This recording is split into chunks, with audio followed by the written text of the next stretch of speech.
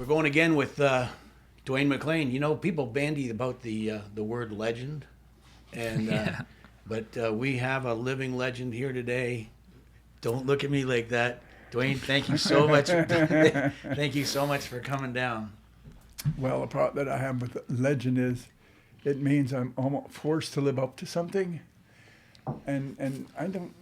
Well, you did you it, know. didn't you? Yeah, you lived up to it. Well, I may have, but I'm just saying. Yeah, I know. In the beginning, it was kind of embarrassing, Yeah. actually. Yeah, now you got to talk about it. Now you- Yeah, now I got a BRAG. Is that okay for me to brag now? Yeah, yep. Brag away, man. Glad you said it. Only a few of our Sometimes- viewers sometimes- actually can spell, so. Yeah, sometimes it's not bragging; it's just facts. Oh, yeah. It's awesome. Well, listen up. It's bragging. Okay. So what is it you really want to know that I can tell you? Well, what did you do for a living? I'm Yeah, just well, kidding. yeah. What did you? I think they call it Stuntman. Yeah, cool. Most of my life, I didn't really start as a stuntman until I was nearly 30 years old. Okay. Okay. Most people like to think, well, how old were you? 18, 20? No. I was around 30, a little bit less. I started in Vancouver. Before that, I was, well, not even before that. I was a warehouse manager in a big company in Vancouver. And then when I came out here, I actually worked at Zeller's or something as shipping and receiving because you couldn't make a living. There were only 2 stuntmen in Toronto when I came here. You and Me, a guy I brought with me, so 3, and Bobby Hanna. right on. Shout out to Wow. Bobby. He was, and you know, there were a couple of guys around. If you were stuck, you could shove in there, right? You know, Right. but they weren't technically stunts. It's the same with women, the ladies. I only heard of 2 women stuntmen when I came to Toronto 45 years ago, or whatever it was.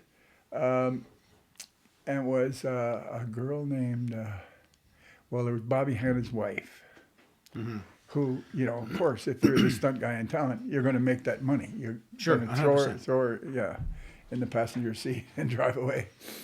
Another girl was named Mary Lou McDonald, and I kept hearing this Mary Lou McDonald, Mary Lou McDonald. And I said, I've never met her to this day. Who was she? Oh, to this day you have To never this day, I've never Oh, wow. met her. Yeah. I kept hearing her name in the beginning when I first started. I kept hearing her, never met her. So there really wasn't a whole lot of around. What I call my legacy, if it's of interest, are people like Shelley Cook and Why you're Allison here, Reed. brother. Yeah, Shelley and Allison. Totally. I can almost outright say that I brought the first female stunt women into the business here in this part of the country. And there was one other as well, but she moved to Australia. And I consider them my legacy. Amazing. Well, Yeah. A they've hell of a done, legacy. they've done Jeez. incredibly well. I was going to say, it's a hell of a legacy. Yeah. What was Hollywood like at the time? When you were getting into it and there's only a few stunt people, there must not have been a lot shooting at the time. Okay, like I started in Vancouver, and I think I. Now, are you from Vancouver originally? No, I'm not. I was born in Brockville, Ontario. Okay. Lived around Kingston and places like that. But I moved to Vancouver. When I got married, my wife was from Vancouver. Okay. I decided to move to Vancouver. And that's where I started.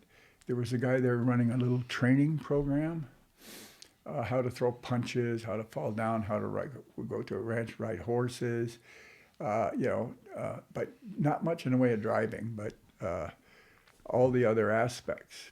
Dave Astaire, his name was, he had worked in California, so he's the only person around who was a stuntman from California. He was a Canadian who worked there. Okay. And you may or may not remember a TV series, I think it was black and white, called 20,000 Leagues Under the Sea. I do remember. A guy named Richard Basehart was Yep. the captain, right? 100%. Well, Dave was his stunt double. Oh, okay. Okay. Sure. And he learned early that the industry might be moving north. People were getting a little tired of some of the shit Oh, sad. You can say anything you want. and around. They didn't want them blocking their streets. They didn't. I mean, they got enough traffic, at that time. So I don't know how they've worked it out today. And he just felt they would come to British Columbia because we had the topography. We had mountains. We have a desert. Yeah. Ocean. Everything. Yeah. All there. So he came up and he decided to set up a little shop and get some guys he could train.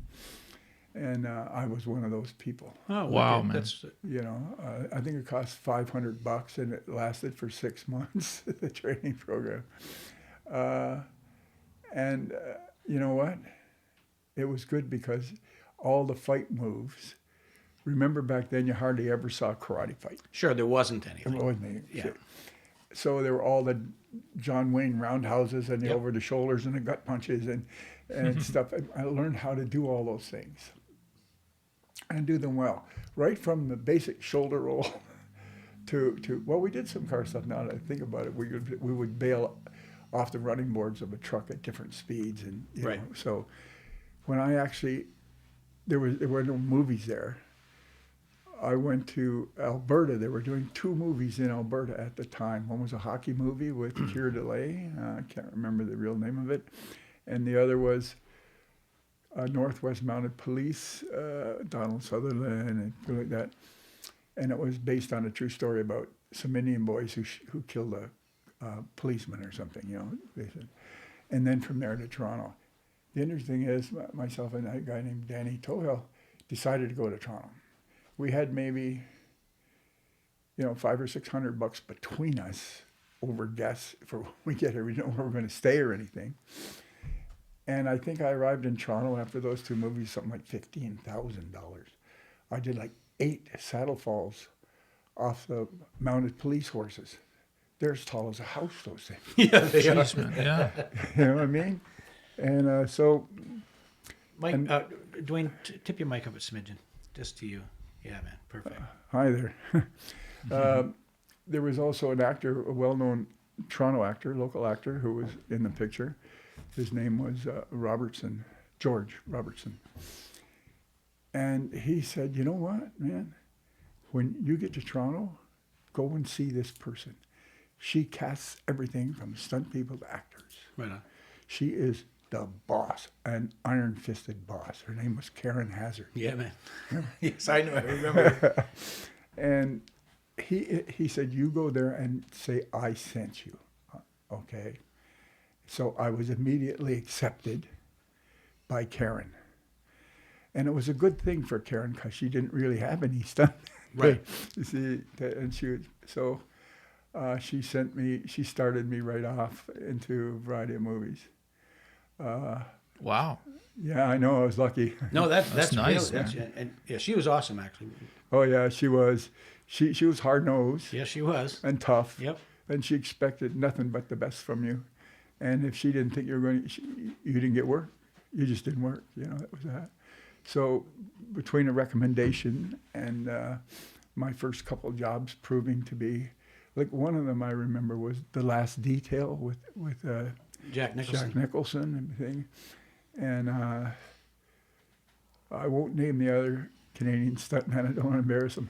But we were doing a big fight scene in the bathroom in Union Station. And so they were trying to put together a couple of fight scenes with the Navy versus the Army guys in the bathroom there. And Stoney, I let it out. It's okay. He does this whole thing. I call karate, like he wanted to sort of put some karate in there, which the director sort of, because he touched the director while he was saying, "Oh, we should do this and we do that," right? So I'm working on Police Surgeon, a television series at the time, and I get a call from office saying, Karen Hazard wants to talk to you. Mm-mm. She sounds upset. So, oh boy. So I go down to Karen's office, and she tells me all the events that happened that, with regard to a certain person, that ticked the director off. Okay. And somehow or other, I was the guy, that guy from Vancouver who caused all the problems. Oh. Okay. So I said, it wasn't me. Well, Karen, where she goes right to the man himself, the director. I forget his name now. And she took pictures and said, who caused the problem, this guy or this guy? Ah, Trip. That's a good way to do it. I mean, I became her pet stunt, and I think from that day on, okay, didn't matter what. So that was my beginnings, sort of. So you've got my Cool. curiosity piqued. How was that issue resolved? Like, did the fight nothing. go? No, the fight scene went on, and it was choreographed and the way they wanted it. Yeah. Okay. Perfect. So that wasn't a problem, but it was the lead up to it that was Sure. a problem. Okay, somebody wanted to take over and tell the director how to do it and what he wanted, Copy. and you just don't do that. Yeah. I mean, I have done it later on As have I. as the years went by. I have to hold it just a minute here. But there's a way to There's do a it. way to do it. There is. That's right. And so from there on, you know, I did a few movies in Quebec because the stunt teams down there weren't, at that time, the best. Right. And thank you, Karen. You know, That's fabulous.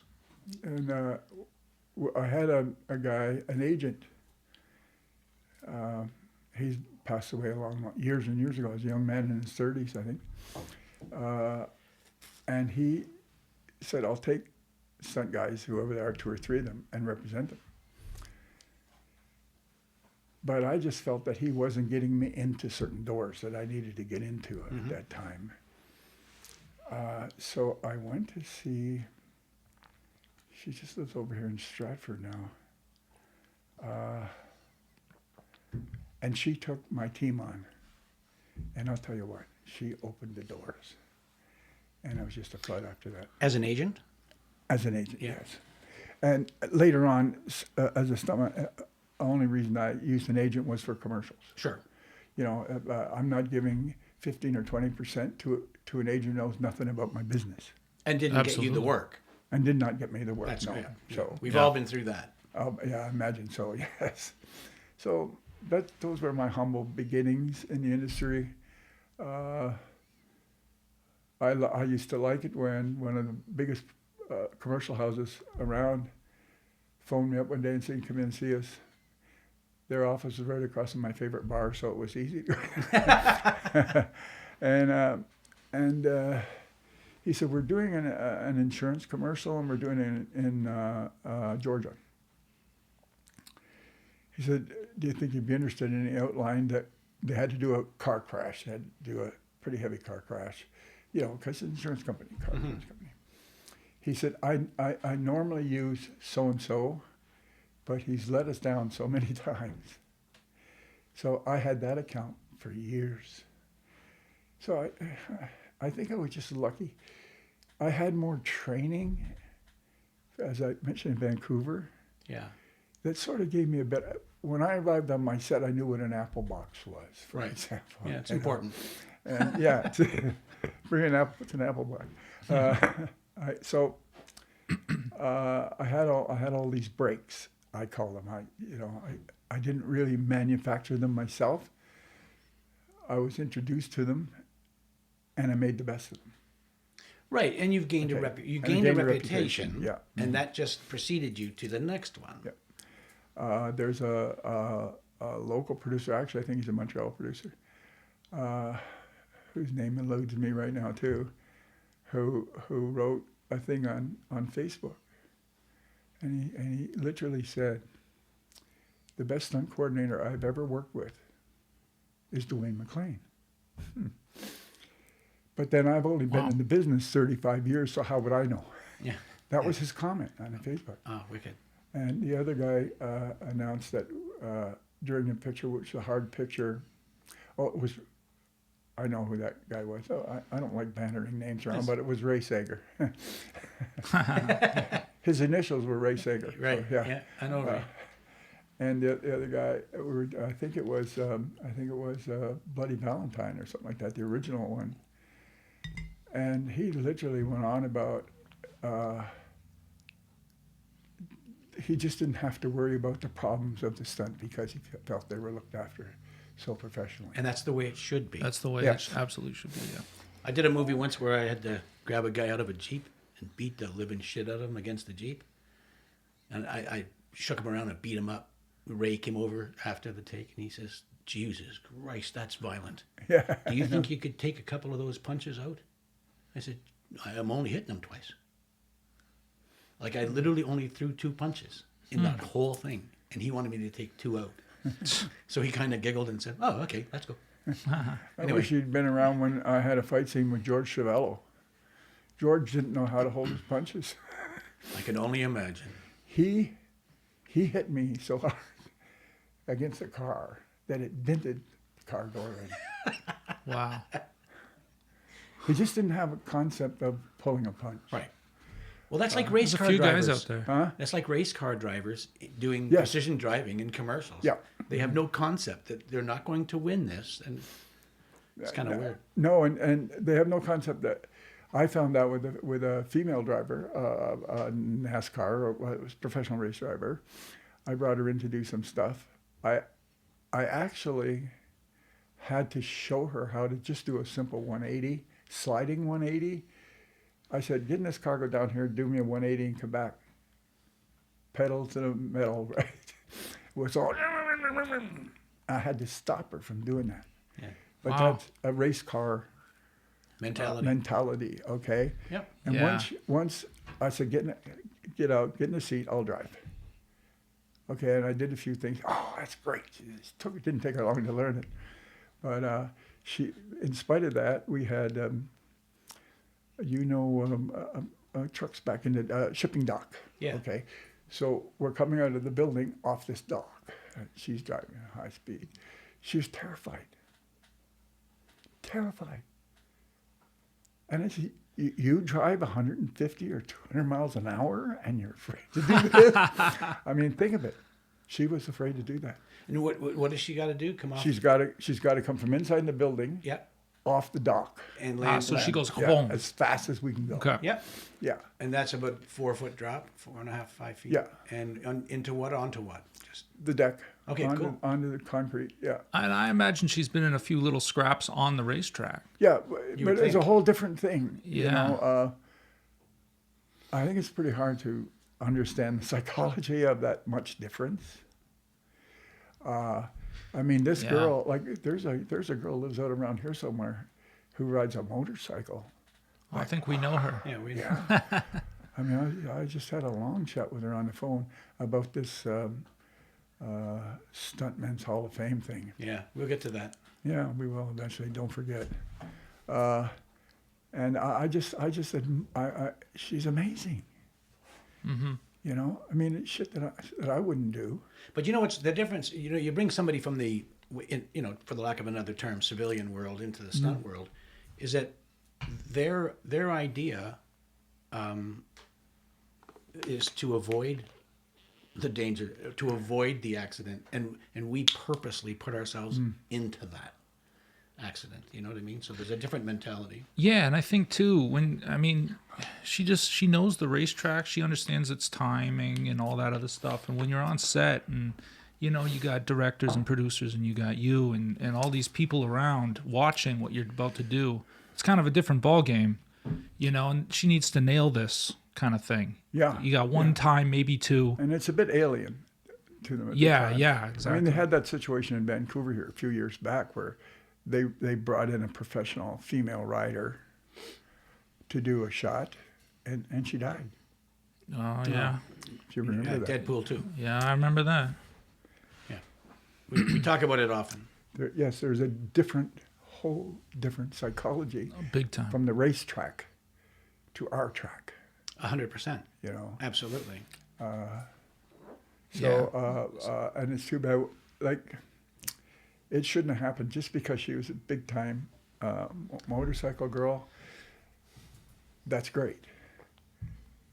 But she gapped. Yeah, she did.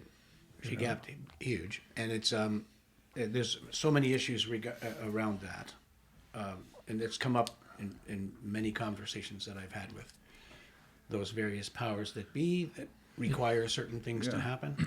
I've also noticed lately they seem to sneak out from somewhere. They're never open. There's a few injuries and crap going down in our industry that's not getting out to everybody. There was a car hit, which I happen to have the footage of. As do we. Unbelievable. Yeah, I was there for that. I was there that day. You were there that day? Yeah. Well, just let me say, if you want to put it in the dark, everything was wrong. There wasn't one thing done properly. And then I heard comments. One guy says, yeah, I was asked by a stunt coordinator to do a car hit at this speed. And I refused. It wasn't safe. And she was mentioning the speed that I've done all of mine at. The perfect speed for that kind of a car hit, to me, is around 25 to 30 miles per hour. Okay? The only guy that I ever saw get hurt on one of those were only doing about 10 or 12 miles an hour. But he did it all wrong. But that's neither here. So I looked at that. Even from the camera locations in this show, although I don't know where they all were, they shot it from the wrong side. Okay. It was just not very well plotted. Yeah. And I've heard of some other things. Somebody got hit on the head pretty hard with an axe or something a couple of years back. Which one was that? Jesus. I don't know which one that was, but I think it was the same coordinator. Yeah. The yeah. Not to disparage anyone, but what I'm finding, and correct me if I'm wrong, as there are more avenues of distribution that need product, more product is required. Then not every producer or director is as skilled as they once were when there wasn't that much product being made. Therefore, everything else waters down. So if you had 25 incredibly skilled and talented and experienced stunt coordinators 20 years ago, they can't do every project being shot today. So now there's 75 stunt coordinators. Mm-hmm.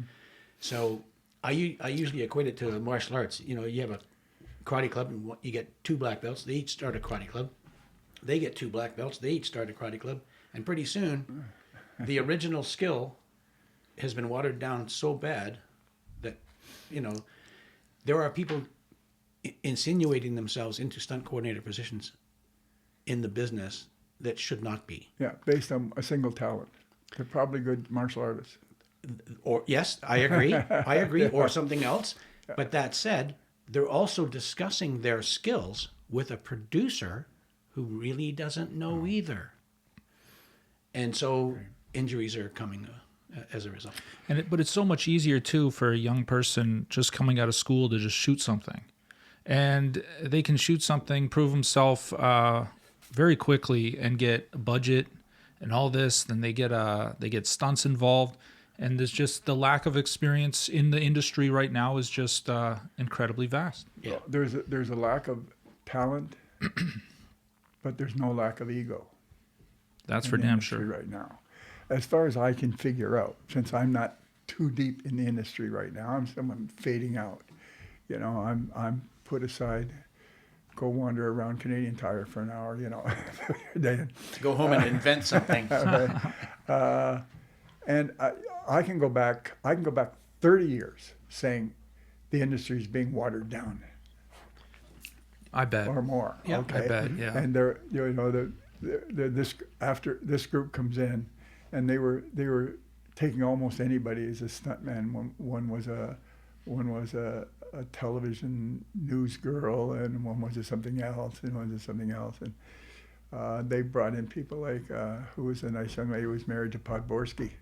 You still see her on TV doing a commercial for Doors or something. I don't know. And so what they tried to do. Ann Romer? Yeah. Oh, right on. They tried to get names that people knew sure were within the media, and have them on their roster.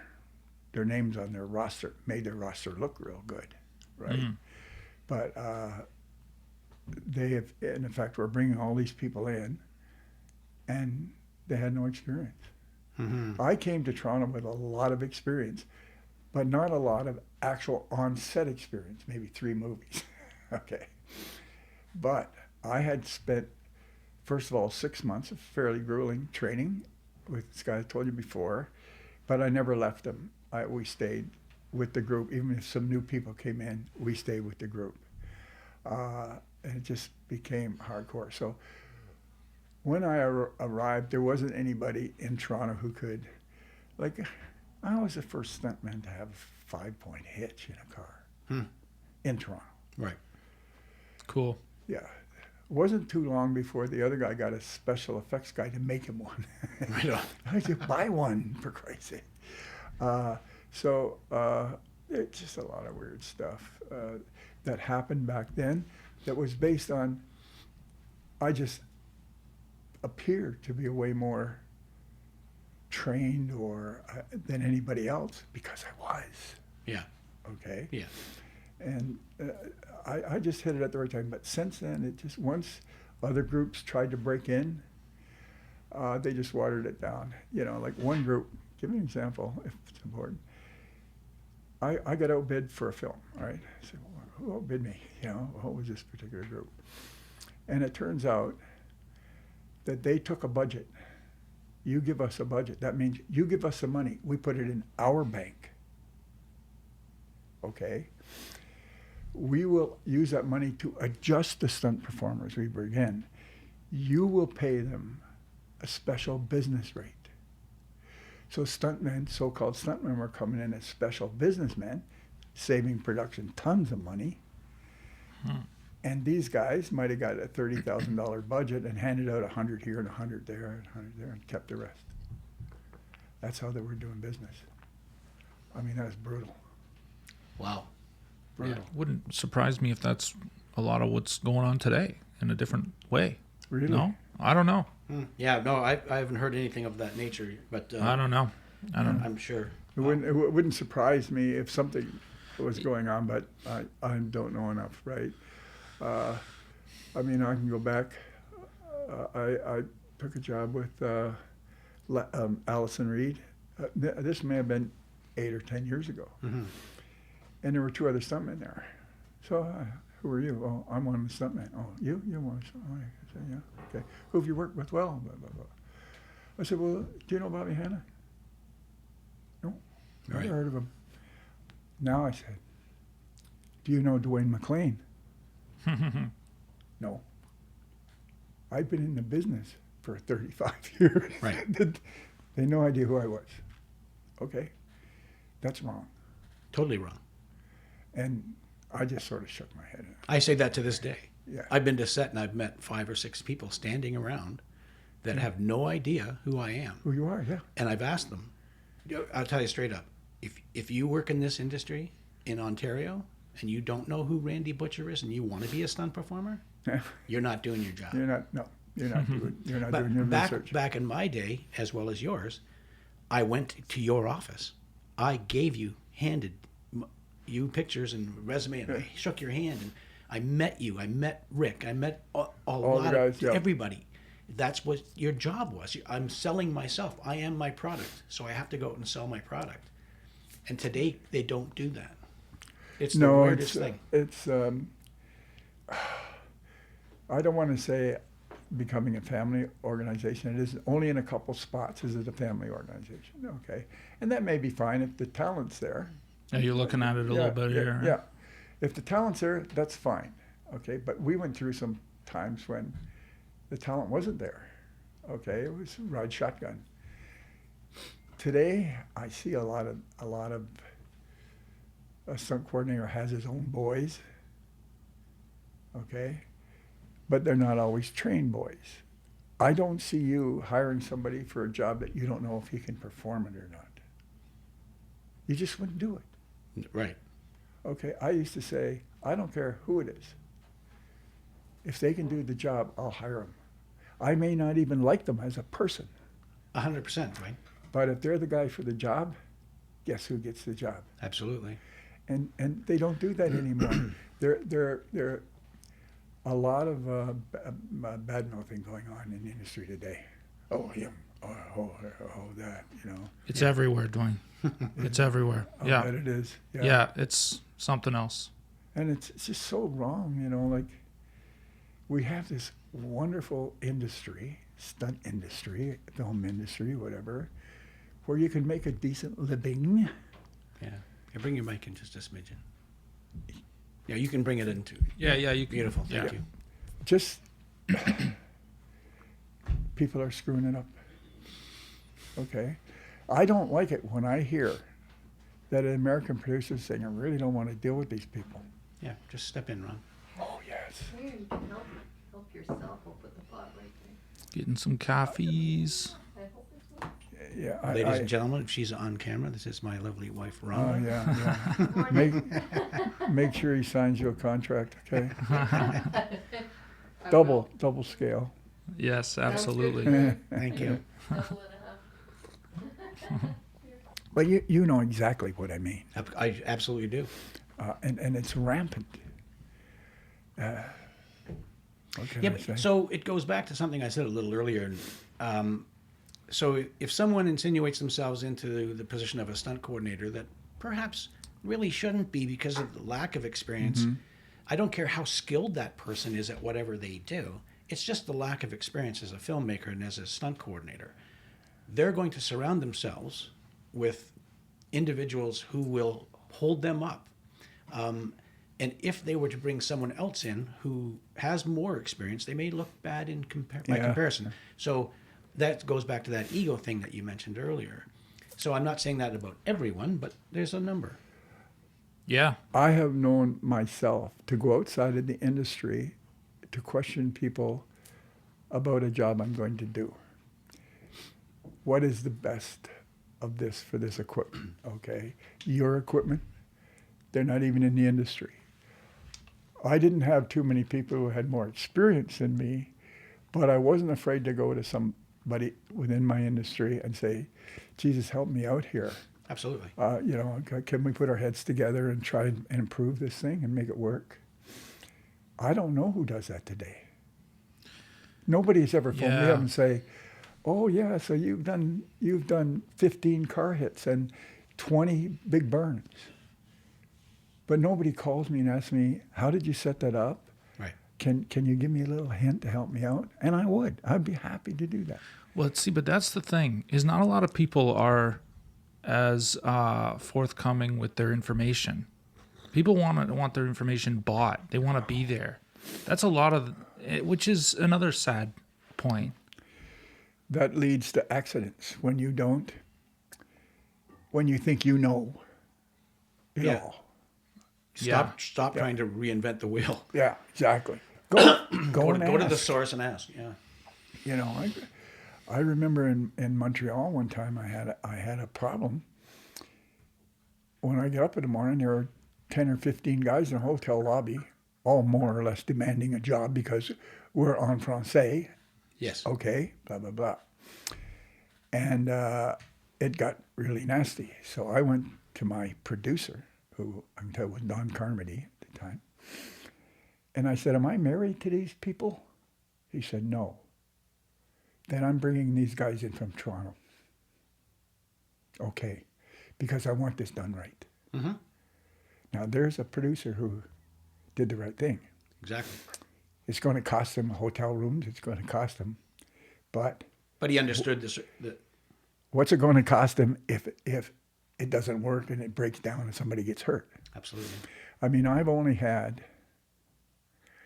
one serious injury and one broken arm in my 40-odd years. Not me personally. Yeah, somebody just working performers, for you. Yeah. my performers, okay? And we were not just allowed to go ahead until we had it down pat. It wasn't, should work. Oh my God. But see, Don comes from a time like yours as well. Do you think that it's changed with producers as well? I'm not. The way they think about doing all I'm that? on top of any producers, new producers. I don't know who they are, how they work. Okay. Yeah. I know we had a few, but I feel that the buck is the buck. So if you know something is worth this much and somebody else can undercut you by 20%, you're dead. Mm-hmm. With a lot of PMs and producers. Right. Okay. But see, that goes back to what I said earlier too. Is if someone is a young production manager or a young producer, and I say young, I mean in years of being in the business experience-wise, they may not know the questions to ask and how to vet a stunt coordinator and really understand that the guy sitting across the table from them right now is bullshitting them. Yeah. So they don't know. They don't know. It's true. And until they learn that, things are going to happen. Manufacturing your own resume, I don't know if it's still happening today, but you've heard of Charlie Pacherny? Yeah. You know him. He went through a thing where outlining a particular guy who was using his credits and somebody else's credits and down there in the industry. Whoa. Even now. Yeah. Okay. How does that work? Jesus. Well, the guy makes up his own resume. That's not uncommon. A guy tried to break in here several years ago by saying he worked with Barbara Streisand on something and drove a motorcycle off a stage or something. I don't know what it was. And I phoned the producer in New York. Yeah, see, this is my point. No one is vetting these people. No one is looking down that resume and then calling each of those producers listed or directors. Do you know Yeah. this guy? 100%. Never heard of him. I also wrote both Stunts Unlimited and what's the other one in LA? Stuntmen's Association. Association. I wrote them both to their presidents at the time, sending the resume of this guy. Had this massive resume that he worked on all these big series in Los Angeles. Yeah. Didn't work on any of them. Right after the Rust incident with Alec Baldwin, Yes. there was a fella there on their crew. I'm not going to mention anybody's names because litigation going through, but maybe 3 days after that incident, I get a call from the Los Angeles Times to give my opinion on this particular person and how they work. And I said, why me? Of all the stunt coordinators in the world, why are you calling me? And she said, well, your show's on his resume. Ha. And I said, he didn't work my show. There you go. And Wow. so I turned her on to somebody else to speak to her. But crazy. Yeah. It's probably still fairly rampant. You don't have to make a whole resume of somebody else's work, but slipping one in here and there Sure. that has a little clout, Absolutely. might slip through the cracks. And if it doesn't, you say, oh, I'm sorry, how did that get on there? I'll just wait. My wife made this up for me, and I guess when she was going she was through, watching that movie at the time. Yeah, It's easy to blame on the when wife. she was checking the movie database, so that way they get away with it. Yeah. Okay. Yeah. That's happened to me, and I had a guy put him in a driving scene. Mark, his first name was Mark. Somebody. Anyway, he had done big shows, stuff like that. I mean, we didn't get 3 blocks till I pulled him out of the car. He was supposed to be a big special driver for me. Yeah. I pulled him out of the car. What am I going to do here? He couldn't drive. Wow. You Couldn't do a did you get in 180, couldn't do a yourself? brass slide, couldn't do anything. Well, there were about 4 of us in this little chase scene, and he just couldn't. Isn't that crazy? Yeah. I mean, it's so funny. I tell people, I don't know what, I'm going to pick a percentage. I tell people 95% of the safety, of a safe outcome of any gag Yeah. is hiring the right person. So that's my job. My job is to hire the right person. But then again, you get these guys that lie, and you have to accept a man's word at some point. And if you haven't, you've got to go out and maybe rehearse and discover. So you didn't do what we used to do in the beginning in the old days. We would put something together, pretty damn sure it was going to work, but maybe a question mark somewhere here or there. And if it actually worked, we would knock our heads together and say, fool them again. Yeah, totally. That was our famous line, was if we get through, fool them again. When I did my first motorcycle gag, Yeah. I accepted the job and never ridden a motorcycle. Wow. So there was a guy in Mississauga who gave motocross lessons. Yeah. So didn't I hit his place in a hurry? Yeah, but see, no, but that's fine because you're coming from an incredibly experienced base, so just going out and learning a skill, that's fine. Yeah, but you also understand probably that your own physical capabilities, that you learn something fast, you understand certain things. That's and my point. I mean, not everybody is like that. Well, I turn it over in my mind a few times. I can tell you that for sure. Now, there's a very famous photograph of you coming off an exploding motorcycle. Oh, yeah. Was that gag? No. No. Tell me about that one. In that one, I actually threw the grenade from one motorcycle that blew me off another one. Okay. So the guy in sort of a Nazi thing, and he has one of those potato masher things. He gets it, fires it, right? That's me. So you blow yourself off. Yeah. Of I love when that happens. And I remember on that movie too, or I think it was a television series, where we had to put all these bikes backwards into the back of a truck. Then they pull up. Then they slide down the ramps, which are only about this wide, one on each side, just wide enough for bikes to get out. I was terrified because I had taken this thing and done something with these guys in Mississauga, who voted me the most improved rider, incidentally. I was terrified coming out of there because these were big BMWs and, but Dwayne, you can do this. Keep your cool. Just keep your cool. This isn't, a big deal. It's riding a motorcycle. Everybody does it. Lots of people do it. So I got away with it. But that particular stunt, we had a pretty sharp ramp on that. Not very long either. So when you hit that, it just sort of kicks you and launches you into the air. The best part of that picture is the street sign. Like George Street or whatever it was, or One Way, whatever the sign was, I don't remember now, that I was up that high in the air. Okay. So most people don't notice that. They don't realize the height that you actually have. The height that I actually got, yeah.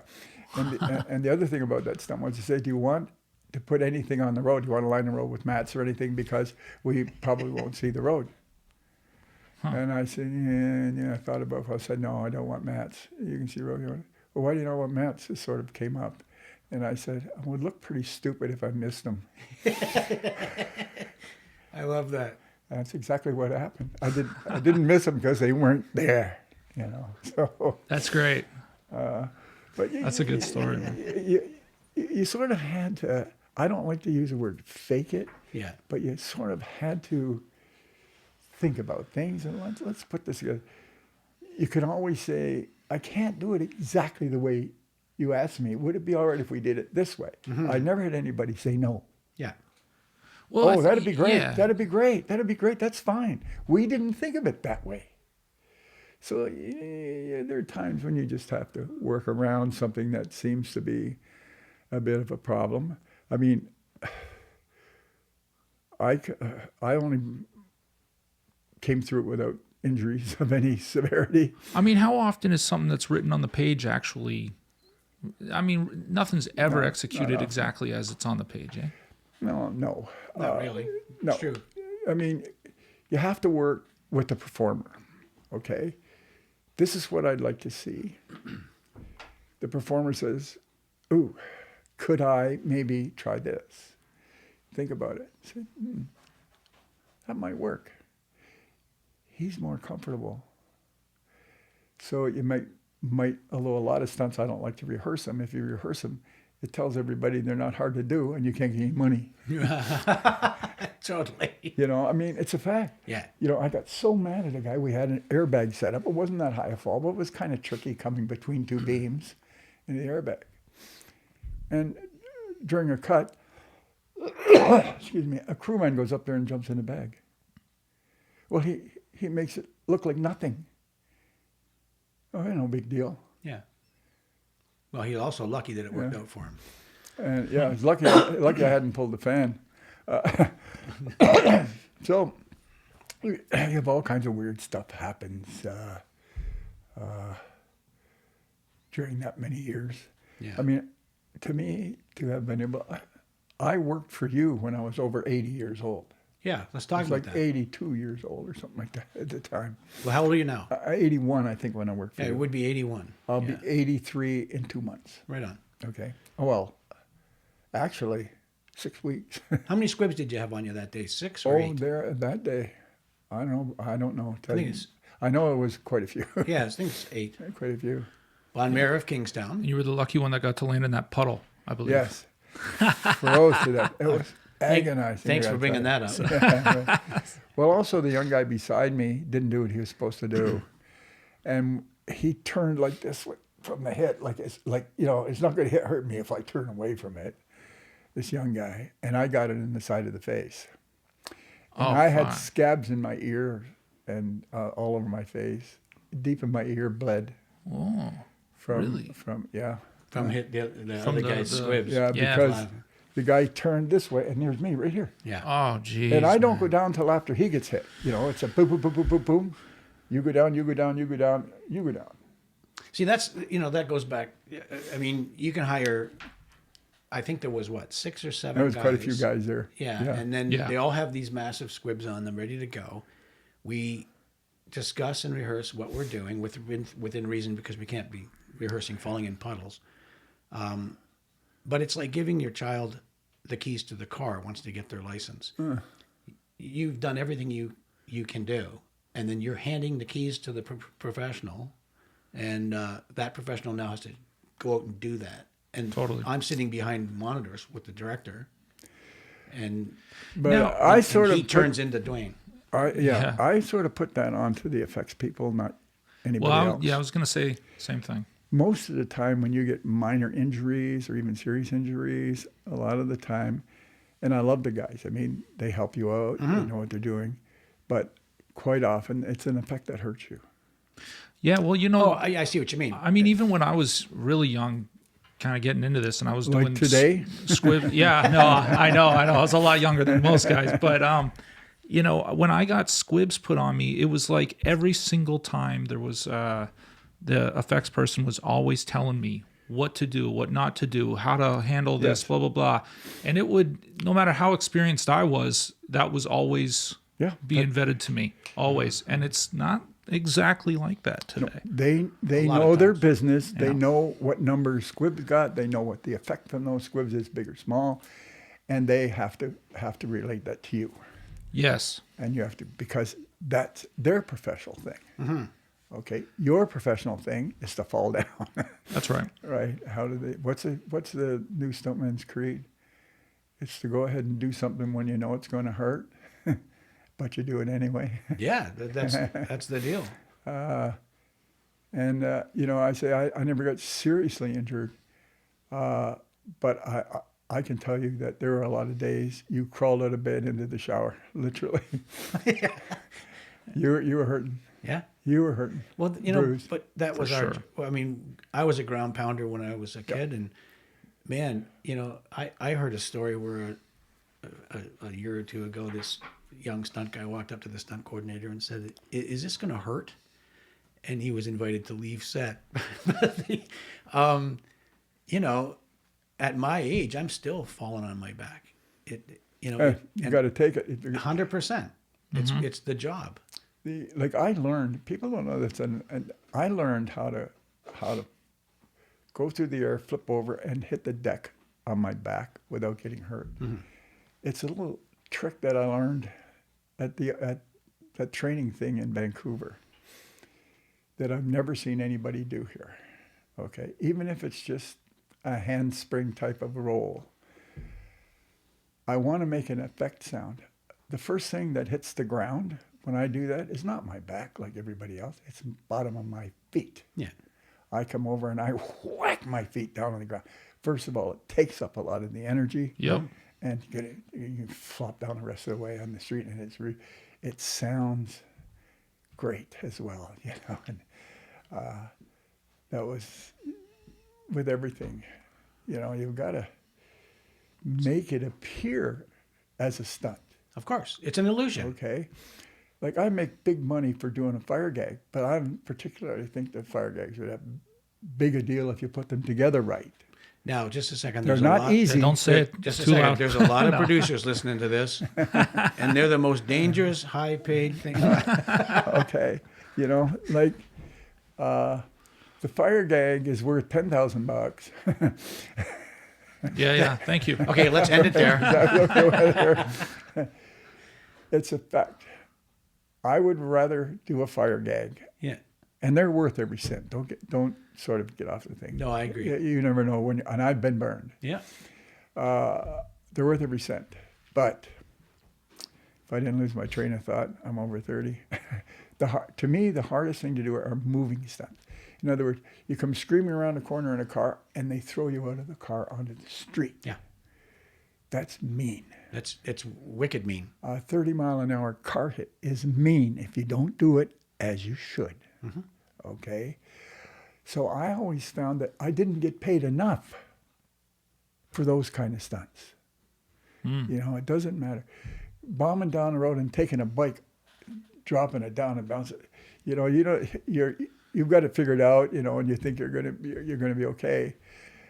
But you can get hurt pretty seriously with things like that. I mean, you can get hurt obviously very seriously with fire, but if you got a great team and everything, you're not falling down. You're not really going to get rattled. No, You know. I got some pretty serious burns on.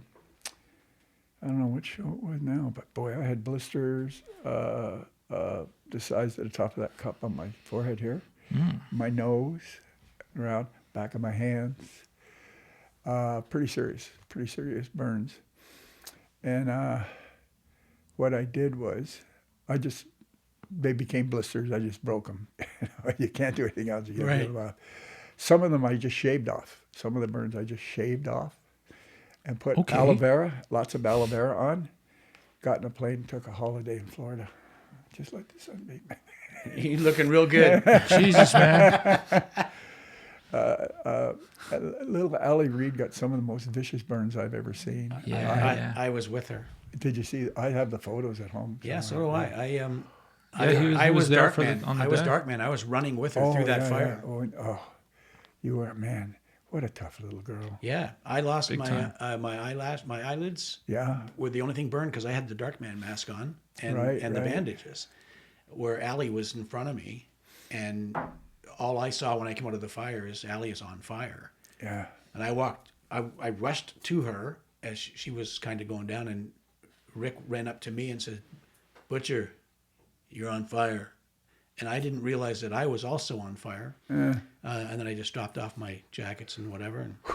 But she lost her face. Man, it's horrible. And if you see her today, you would never know she No, ever had that's the true. burn. Yeah. That's true. However they fixed her well because they were vicious. I remember those photos. Back of her hands and Yeah. Yeah. the whole thing were vicious. She also had, and I was just looking at the photograph yesterday of her in the neck brace when she broke her neck rolling a car.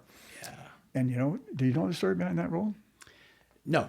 I don't. Okay. The guy who was a coordinator, who was a nobody, long gone from the industry, took a roll cage out of another car, okay, with a torch, cut it out, then just shoved it in and welded it into her car. Okay. It wasn't long enough or high enough to start with, so she was sort of chucked in. And they put a neck brace on her. Like a hard. Yes. Now, and a helmet, instead of, when that hit her, a helmet is round and smooth. It usually pushes your head to the side. The neck brace wouldn't allow her head to flop, The proper movement. the movement to take the pressure off. So the only direction is down. The only direction is straight down. Oh, fuck. That's what happened to her. And I don't know how this guy ever got to do the job. I even forget his name. I think that was his last job probably. But that girl, man, I got to tell you, if I admire anybody in the industry, I admire both those girls, Shelley and Allie. I think there's a couple girls around now who are probably pretty damn good. Yep, there are. But back then, there wasn't. They were it.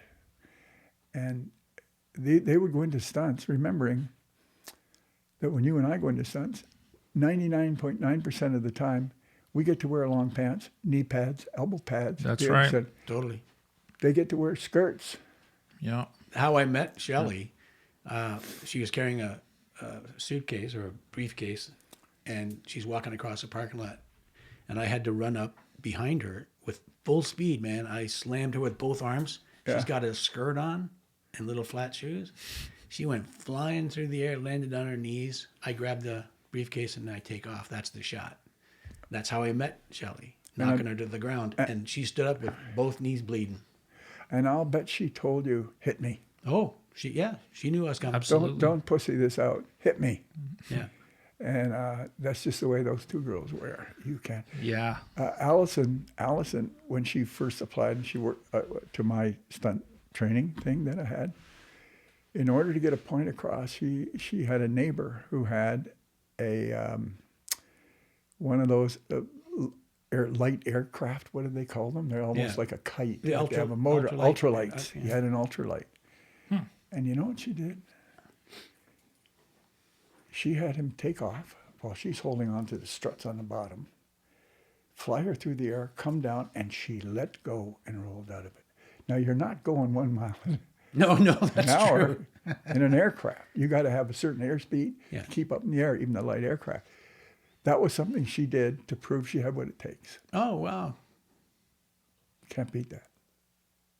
I think it was a little crazy, but that's one of the things that she did. She said, I can do this. Believe me. Wow. Good for her. And Shelley Cook, she's a better stunt person than about 90% of the men I've worked with. I've always said that. You just Absolutely. cannot. I agree 100%. She is just tough is not the right word.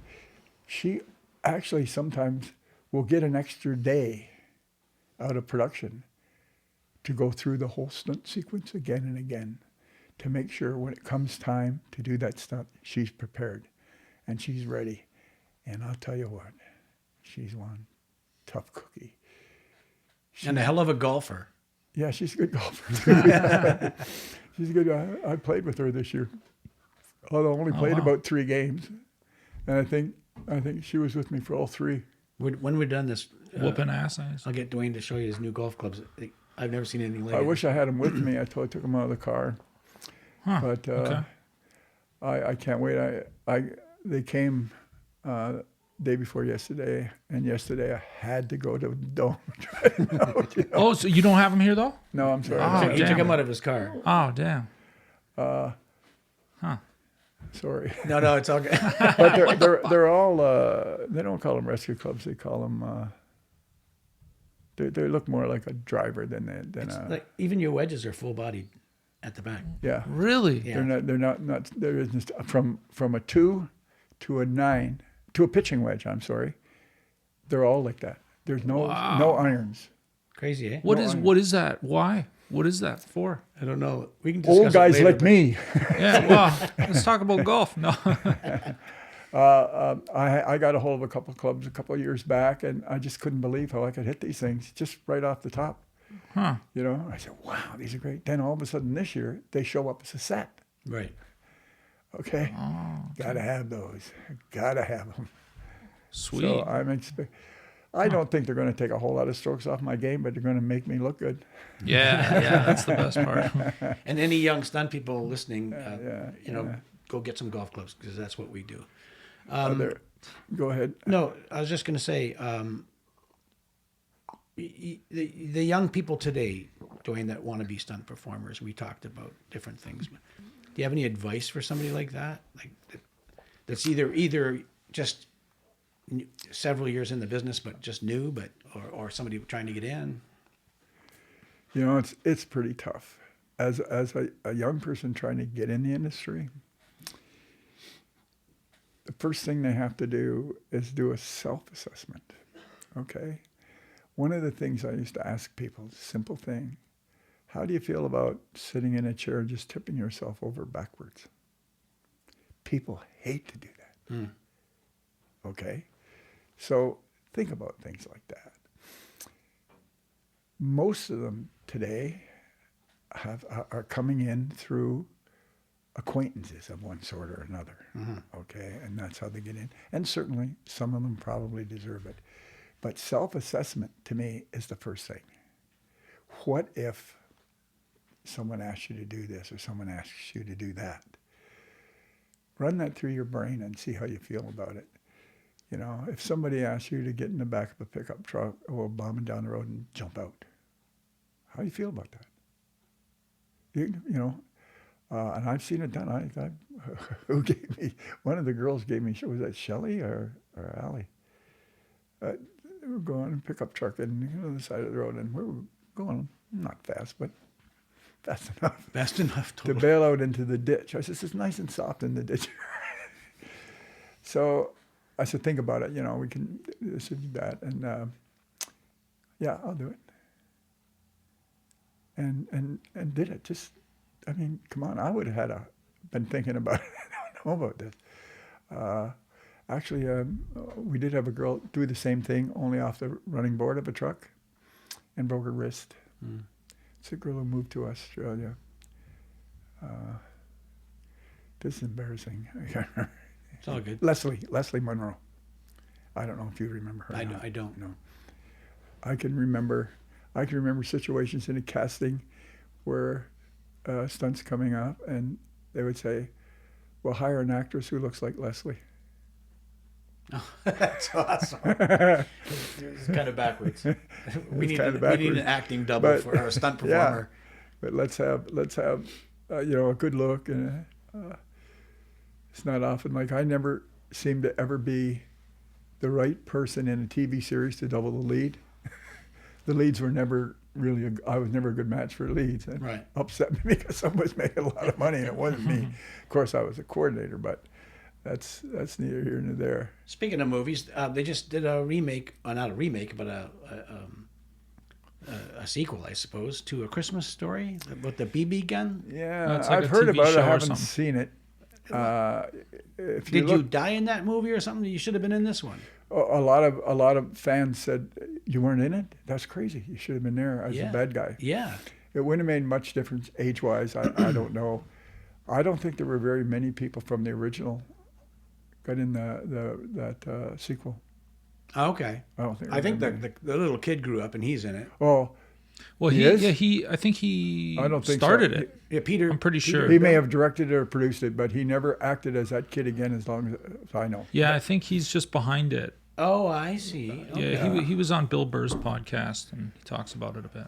Oh, okay. I hadn't a seen it series. either, but There's a group. Some of those kids are still trying to make a buck out of that movie by selling. One guy was.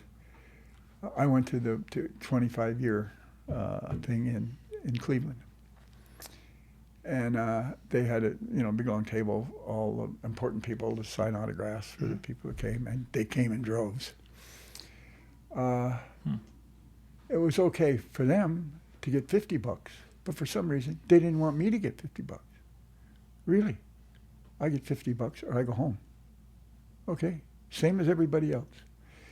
So for some reason, I felt there was a woman who got paid as an extra, who was part of the kid talking to Santa Claus. It was a girl who said, "Bring the kids up, put them on Santa's knee," if you remember the movie. Yeah, I do And they remember that part. slide down. Okay, Yeah. so that's what she did. That's all she did in the movie. She was there with Santa and bring the kid up, put him up, and she expected the big bucks for an autograph. Oh, wow. Well, Interesting. maybe okay, but I know she only got paid as an extra. Yeah, that movie's been seen by everybody a million times. So it's easy to remember even the smallest moments in that movie, Pretty well. you know? Yep. Like you say that and I just see it, you know? Because you got to remember that at Christmas there's a couple of days where it runs back to back 24 hours a day. Oh, yeah. wow. 4 Yeah. hours a day. Yeah. And the residuals come in handy on that show. Yeah. I make a ton on that show. Oh, I bet. There's only been a couple other shows where I made the kind of money I made on that. Remember, I don't think anybody in the union didn't fight for us in the old days Yeah, I don't think so. like they should have. You know what I mean? There was a couple of situations, and I think it was Littlest Hobo or something like that, where I asked them, give me a principal actor's contract rather than a stuntman's contract. Same price. A principal actor that was $300 some bucks was a day, but the actor was subject to Residuals. but a stunt wasn't. So if I were going to be on camera, I always had to make me up an actor, That's just smart. principal actor contract, and they were quite happy to do it. Yeah. You know, it was, Wow. Man, that's cool. Yeah. Yeah, I don't know the system today. You don't have to. Do coordinators get residuals? Yes. Oh, they do. Now, They own not on commercials, but on film and television. Film and television. Yeah. Yes. Yeah. Yeah, well, that's where you want to get is film and television. Absolutely. You know, commercials we got ripped off. I did 4, count them, 4 Goodyear tires or something, that commercials. And in 2 days, period. Myself and some other stunt guy, whether it was Shane or who it was. They were for American release. Say, I'm going to buy a new house. Fucking right. You know, because national U.S. Mm-hmm. Okay, so the union makes a deal with them Whoops. that if you show it twice in Northern Ontario somewhere, those rules won't apply. Seriously? Seriously. And how can they do that to you? Well, how they can they did. do that to any performer? And I had worked many a commercial with those guys that did it, the producers of that, or the production house that did the movie. Wow. I've never heard of And I that. remember him telling me later, you guys got screwed. They knew it. Everybody knew it. I did a commercial. Wow. We did a commercial a few years ago where I had 13 drivers out driving all these odd-looking cars. Oh, you And couldn't have trucks. had 13 other. That guy McLean might have been in the group. Well, I asked them for a 14th vehicle. The producer, the American producer, came up to me after and she said, "Some of your guys are saying that they're not going to sign their contracts because we don't have the residuals clicked off." And I said, "Well, no, residuals, stunts are a residual category in this case, so they all deserve residuals." And she said, "Well, I just did the math, and first round they'd each get $130,000, and that's 13 guys." And that commercial never went to air. Oh, I can believe it. They just ate it. All 4 of those, that whole series, Yeah. or whatever that was. Yeah. Crazy. Right? None of them went. Yeah. Well, you know, I can't knock actor all that hard, but it were kind of tough to deal with sometimes because there was the old thing we have to keep producers and things, projects coming in. Right. You know, if we upset them, you know, blah, blah, blah, blah, blah, blah. Well, maybe that was true. I don't know.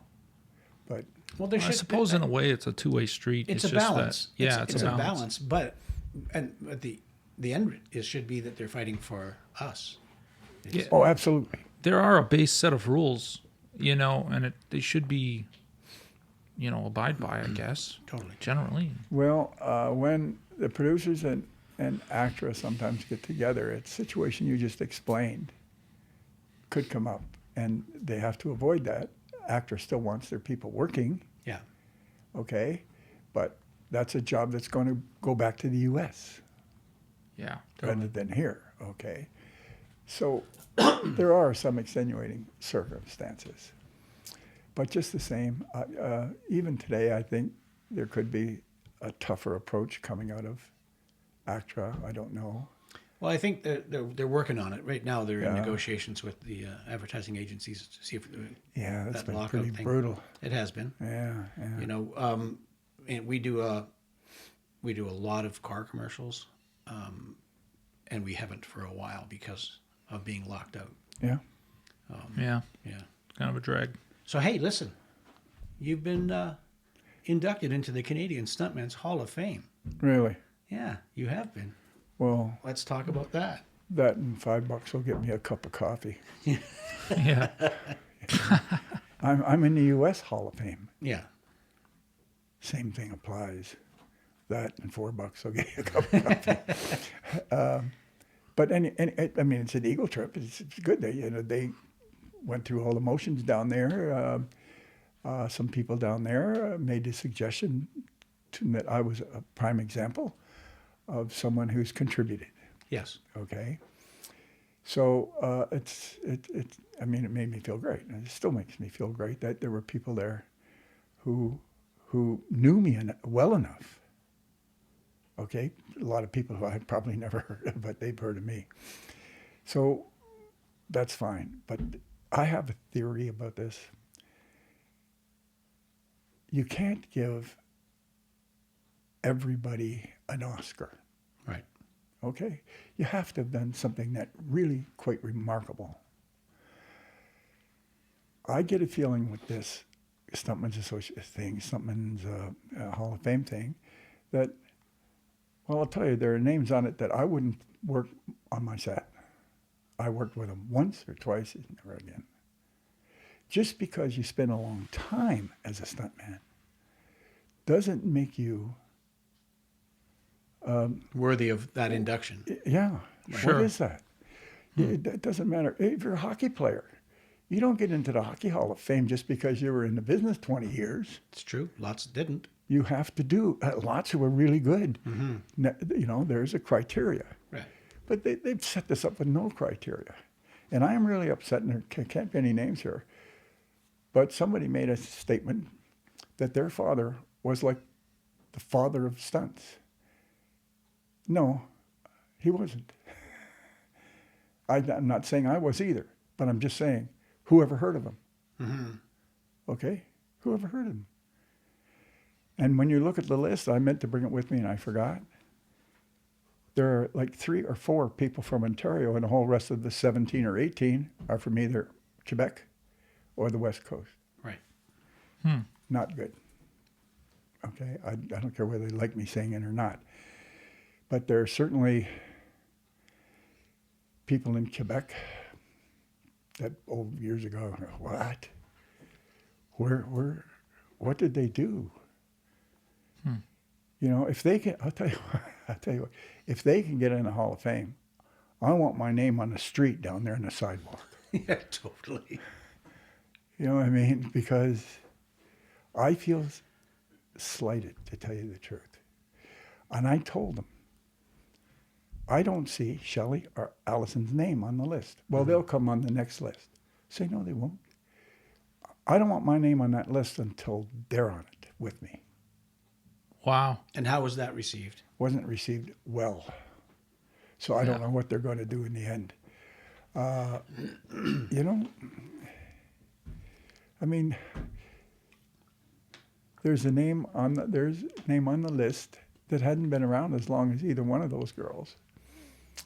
Although she's more of an Allison into directing and stuff like that, probably did a great job. But, you know, how does she get on the first list and my girls don't, who have been around longer and certainly have proven themselves? Yeah. And their body of work is. Yes, and not only that, I believe that both those girls have done more for girls in the stunt industry than anybody else. Sure, hands down. Maybe other than myself, who said we have to have them. Are there any females already on that list? Betty Thomas, Okay. the only one that I think. I mean, I knew her husband. He died young, remember, in his 30s or something like that. He was a special effects man. But he took the same stunt course that I did in Vancouver. Okay. So fine, been around a long time. And has contributed, I suppose, so that's okay. I have no objection to that. But I mean, just because I don't recognize some names doesn't mean they weren't good people. Right. Okay? But I just think out of 17 people, 4 of them from here. That's bull. We had an industry here before BC did. That's why I left BC. They didn't have one. Who started the Canadian Stuntmen's Hall of Fame? Let me see if I can remember his name. Somebody named Skeen. Oh, okay. Kene. Yeah. He was one. But I don't know who else.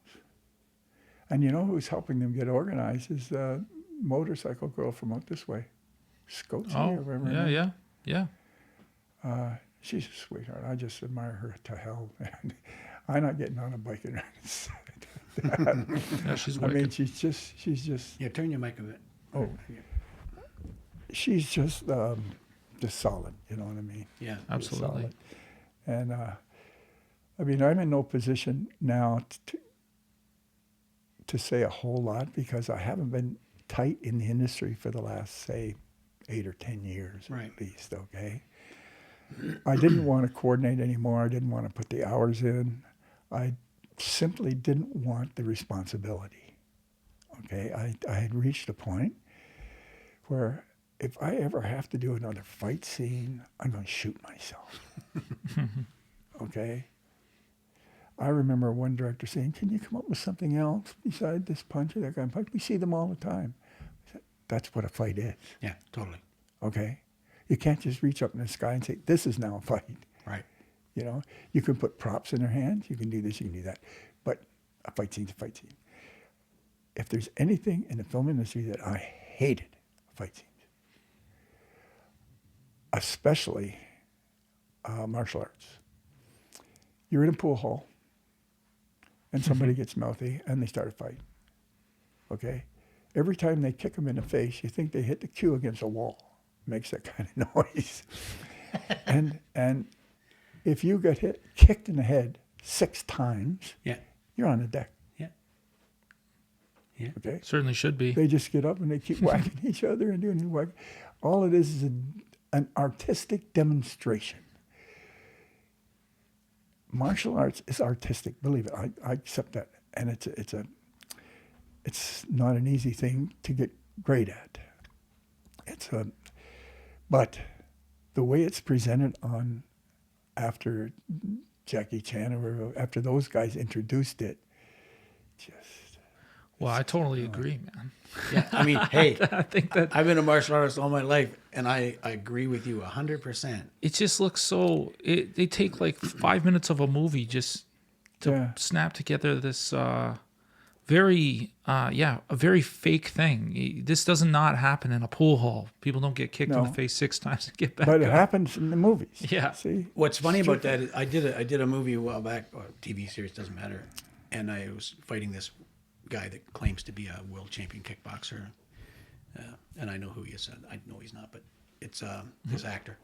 But he's supposed to beat me up, and then I'm supposed to swing back at him. So I did, but I swung back like I was beaten up, and he said, "No, you got to come at me with everything you got." Yeah, but you Really? just knocked me down. And I said, okay, whatever. And the coordinator said, yeah, do whatever. So when we were finished the fight, I went outside to get a cookie off the craft service, and he was smoking a cigarette. And I walked over to him and I said, if I was directing this, I'd never have let that happen. He goes, well, let what happen? I said, well, you suck. Yeah. You suck. You just hit me 30 times, and I could still come back at you with full steam. You suck. Yeah. He was really upset. Well, they've turned it into some artistic dance. Yeah. Well, I just did a show with some with superheroes, and the superheroes were running down a hallway that's got to be 100 yards long, and I'm running at superheroes with a gun, and I'm gonna fight them in close quarters, but I just ran 50 yards with a gun in my hand, as if the bullet wouldn't have beat me there. Yeah, you needed a knife. Yeah. I look at this stuff and go, this is why I don't watch this stuff. I don't. It just got. I'd rather they went back to the good old John Wayne punch 'em ups, fights, and even back to the car chase era. Well, I think it's a big fad now. The wires and the guys jumping through the air and spinning, and you punch a guy and he flies 60 feet. Yeah. It's been going on for 20 years. Yeah. I did a picture called Johnny Mnemonic, Yeah, I was in it. and I had to bring some Asian guys in, Tig Fong, guys Yeah. like that, and the Chan guys, and I had to bring them in. Well, I'll tell you what. They went from being karate experts to an expert in everything, in stunts. And I will, again, when we had the driving school, a lot of Asian guys wouldn't drive well so that they didn't make their sensei look bad. What? Mm. Wow. They were coming out to learn to drive. I mean, they're in the movies as martial artists. Yeah. Oh, okay. Let's come out and learn to drive, to slide a car around a bit. But one guy finally admitted, he says, I can't show him up. Oh, Interesting. wow. Huh. Really. And you could tell. I wouldn't have passed any of them. Wow. See, now I think that goes back. Interesting. That goes back to the culture of young stunts right now, in every aspect. So you have a stunt coordinator who may just not be the most experienced, but he surrounds himself with people who hold him up. Yep. To in Sure. some regard. Sure. And they're not going to come up with ideas, thoughts, practices that are going to overshadow him. Never. Yeah. And that's another thing that I do, Dwayne, and I'm sure based on what you've told us already, I think you agree, is that when I go to work, if my stunt performers don't come up with better ideas than I do, I don't know why they're here. Yeah. If you don't bring your entire career with you every single day you come and work for Randy Butcher, I could hire that guy with no experience. I need you to come with everything you've got, and if you've got suggestions that make me look like $1 million in front of that producer, go nuts. Absolutely. Absolutely. I had the first time that this happened, as far as I'm concerned, in the industry. Maybe it happened in the Asian industry or the American industry, but in Canada, we had a situation where there were the local yokels and there were the Asian karate guys. Yep. I had a total of 15 or 18 people in a brawl with a mix of street fighting and arts. In the old days, we didn't get 3 or 4 days Right. to set something up. So I said, what am I going to do? I'm coming in. I said, what time do you think? Well, we won't shoot it till after lunch. I said, okay, that's good. So the boys are in early with everybody else. I said, you and you go behind that building, work out 5 moves. Karate fight between you. 5 moves.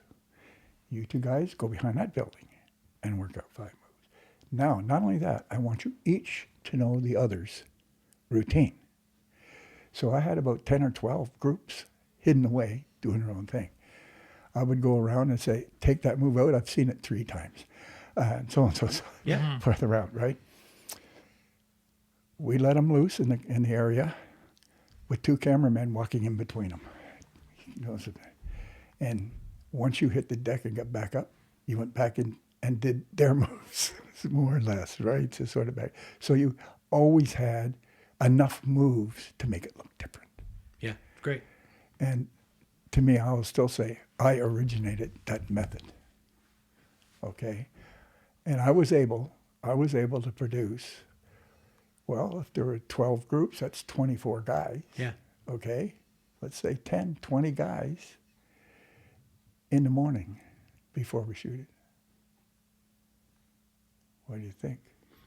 But see that I did exactly what you just did on Mayor of Kingstown. Remember, I had all those guys. Yeah, out? that was great. Oh yeah. And I separated guys, and I said, you guys are here for a reason. I don't have to set up any fights because you guys know your job. You guys go over there and set something up. You do that. Pick it up. Create fights for me so that when we go out into the midst of all the background in the yard, I have a riot. Yeah. And every single guy that day, or those 4 days or whatever it was awesome. Yeah. But the reason they were awesome is because I knew who they were before I hired them. And you trusted them. And I trusted them to create something wonderful, and they did. Even knowing that, if you had to go to each little group and say, do this and do that, could you give me this, could you do that? It means it's got to all come out of your head. Right. You did exactly the right thing. That's what I It did. would take so long. You did exactly the right thing. It'd take forever. And then I would get confused. And I was able to work the cameraman into the action. 100%. Okay. And I did That's exactly what you did. I walked and I said, "You guys, this is too small." Yeah. Like some guys will do a martial arts move that's just too small for camera, so just make it bigger. I know it's bullshit, but you got to make it bigger so that people at home can see it. Yeah. And so I just went through and altered things. It had to be 30 years ago or more that I did that particular job. Well, I can't say I was on that particular job, but I've been on jobs with you where you've said to me, "Go over here and create this," and I've walked away. We've done it. Come back. You've adjusted, and we go to camera. Well, hey, my job is to put a picture, okay, with this product, which is the men. I hire them, like you said, for their ability. Go at it, guys. Yeah, go do it. Go do it. Yeah, do what you do. And it just made life so simple. 100%. Like, it just Yeah. don't. But I used to say, you got how many days to rehearse? That's only a 2-man fight. Yeah. You got 2 days to rehearse that. But they also have 2 cranes and wires and 16 riggers. Well, that's in Yeah. I karate, know, but it kidding, but- could be anything. Yeah. There are people I know who I say, how did you get 2 days to rehearse such a piece of crap? You know, I would do a barroom brawl. I remember doing one. I had a singer, I'll get his name later, was there in a bar, just a big bar brawl, okay? So I did much the same thing. I said, don't get out of your area. I don't care if you ad-lib in there, okay? Because this is a really bar thing. I had a couple of special ones on the bar top and all that kind of stuff, but it was essentially. And I picked up as many props as I could find, and I stood off camera, and every once in a while I'd throw them into the mix. Oh, that's Flying great. through the air. You know, it just added so much Yeah. to the picture. Yeah. You know, you don't see somebody throwing anything. You just see stuff flying through the air.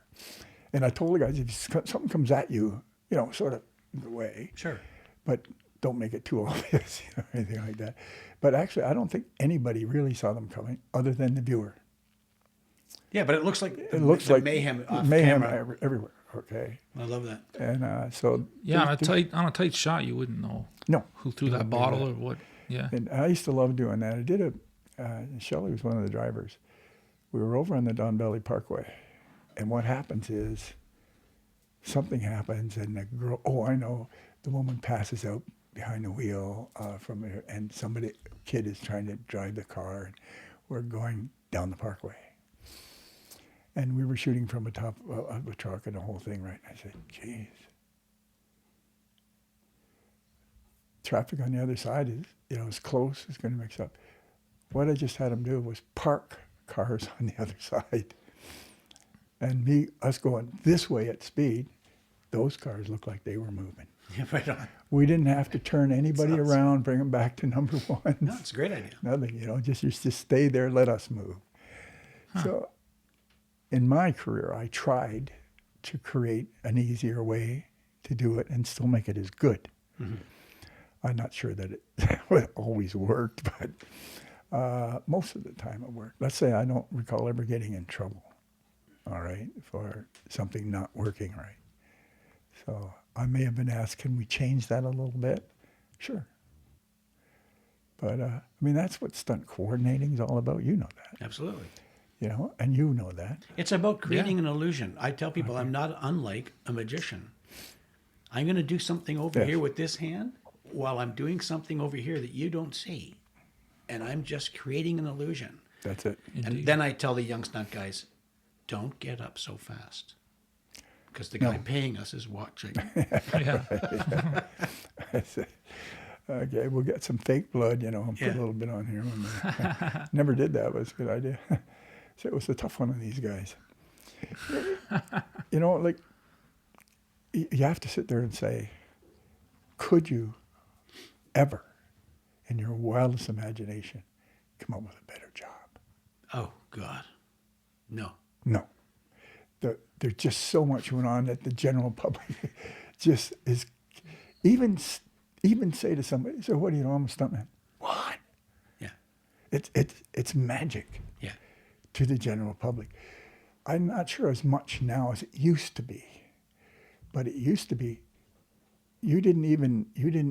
actors didn't even talk about their stunt doubles, Yeah, true. at one time. Well, see, I know exactly what you're saying, and I think about a guy like my dad who, among his siblings, nobody else thought about doing anything like this. They didn't even. I don't think most people even know or understand this role at all. What was the first instance that actually made you think stuntman? That's a good. I was living in Vancouver. I had just split up with my wife.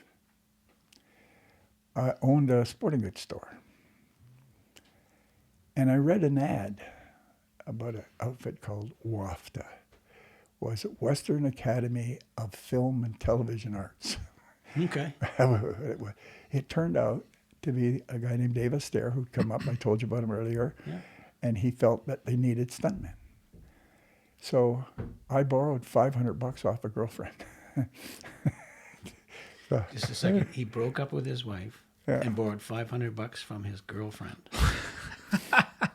This is, It was a while down the road. Don't just leave me with my story, Dwayne. It was good. It was at least a week. And that's and I still have contact with that girl I borrowed the money from. She lives in Hawaii. Well, she's trying to get you to pay it back.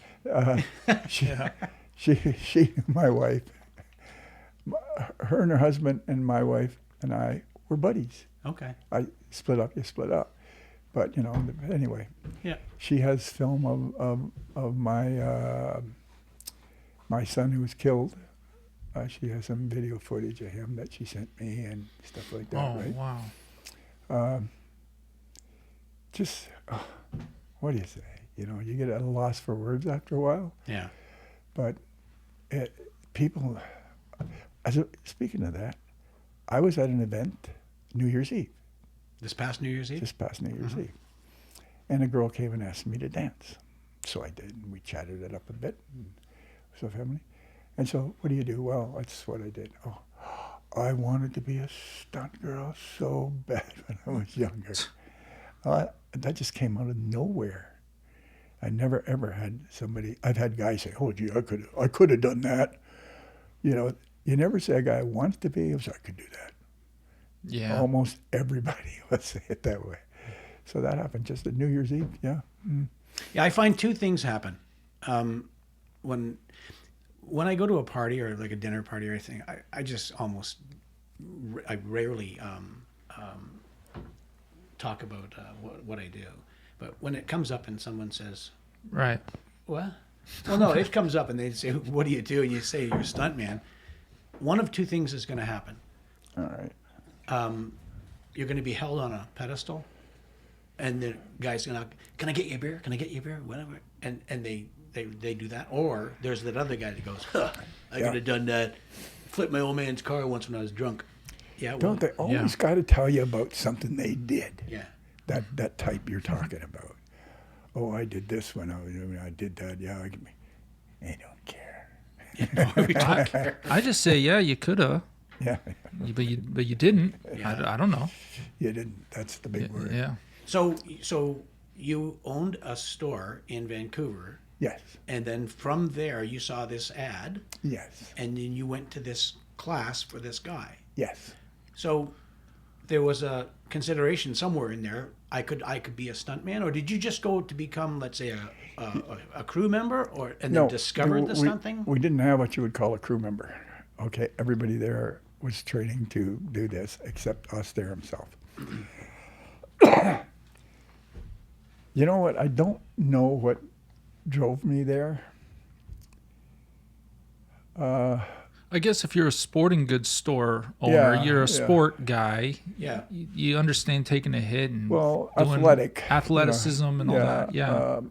But something just said, go down and see what's going on. Okay. And so they said, well, come down. I think it was a Thursday night or something, and we'll run you through and see how you feel about then. And one of the first tricks they would do is teach a shoulder roll. They had cardboard boxes that they stacked too high. Dive over that. We got a gym mat on the other side. add a box. Dive over that. Add a box. Till you can't get over. Right. And out of the whole troop, I cleared 2 boxes more than anybody else. Right away, we got to have this guy, you know, so... So you're just sort of bound to it.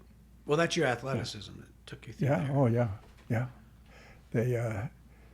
There just wasn't anybody else who could get up the height, you know. We would use an apple box to help them get up and over, you know, but to get up and over, I forget how high it wasn't. I mean, it wasn't like 6 or 7 feet Sure. or anything like that, but it impressed them that I was able to do that. And if I'm not mistaken, they had a visiting stuntman there. What was his name? I remember the guy so well because he wouldn't talk on a telephone. He was afraid of telephones, this guy. Literally, he was afraid of telephones. You really had to push him to use a phone. Wow. Weird. Yeah. Yeah. He's gone now. There was 2 of them from, they were both visiting, okay? And showing the students a few little things. Jesse Wayne was one. And I keep thinking Matt, somebody, for the other guy. Jesse Wayne was just a little guy, so he had it made, right? And I got the other guy just won't come to me. But, you know, Astaire, David, worked in L.A., so these were his friends. Right. And they would come up at Lent, just like our own school, credence.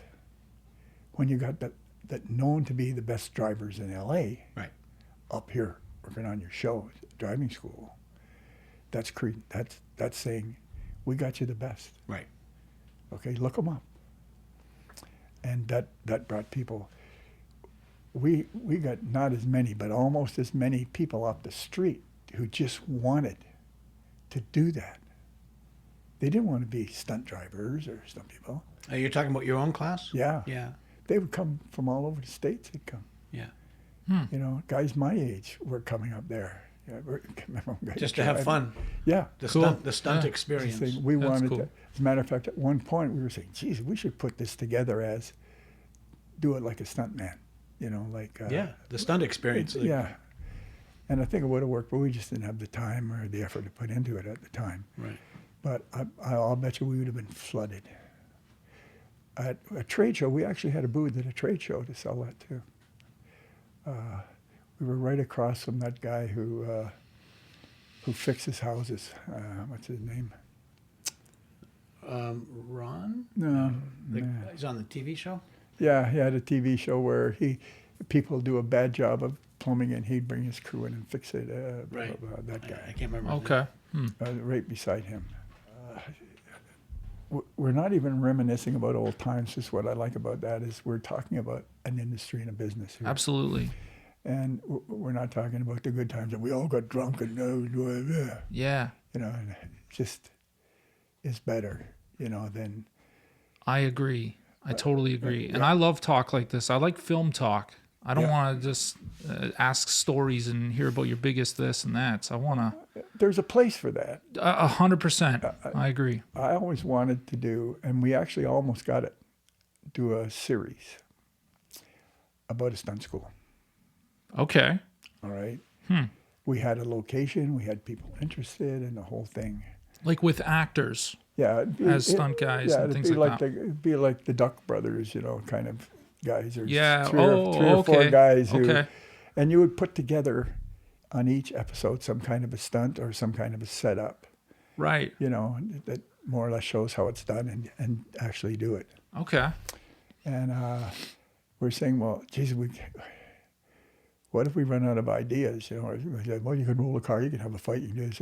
Well, what we do is we rent a boardroom at the hotel, okay? We get rooms. Then we load the boardroom up with booze and tape recorders. Oh, yeah. We get drunk and tell stories. It's not a bad idea. Wait, it's just amazing when a couple of old stuntmen to get together over a few drinks. Oh, yeah. They exaggerate a little, you know. I know that. But it's just amazing, you know. Like Yeah. what you come up with, and you say, "Man, I forgot about that. That's cool." Yeah, totally. You know, It's actually that's a good idea. I think it's still a good idea. It is still a good idea. And right now is when this would sell big time. And I mean, you know, like Duck Dynasty. You know, like I said, well, I'll be the old man. You know, like, Yeah, yeah. I think I could pull it off. You needed guys who could pull it off.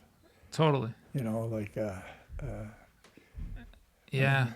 There's some great talent out there too. There's some young talent that would kill in a show like this. yeah. Well, Really. I mean, we almost had it on the road, and somebody pulled out somewhere. I don't know where. I mean, we had guys come in, and we took them to the location we had set up for this, which was between Toronto and Oshawa. Used to be a place where they had auto auctions, car auctions. Big place, big place. A lot of concrete and a lot of building. Okay, and it was vacant. What better place? It had office space.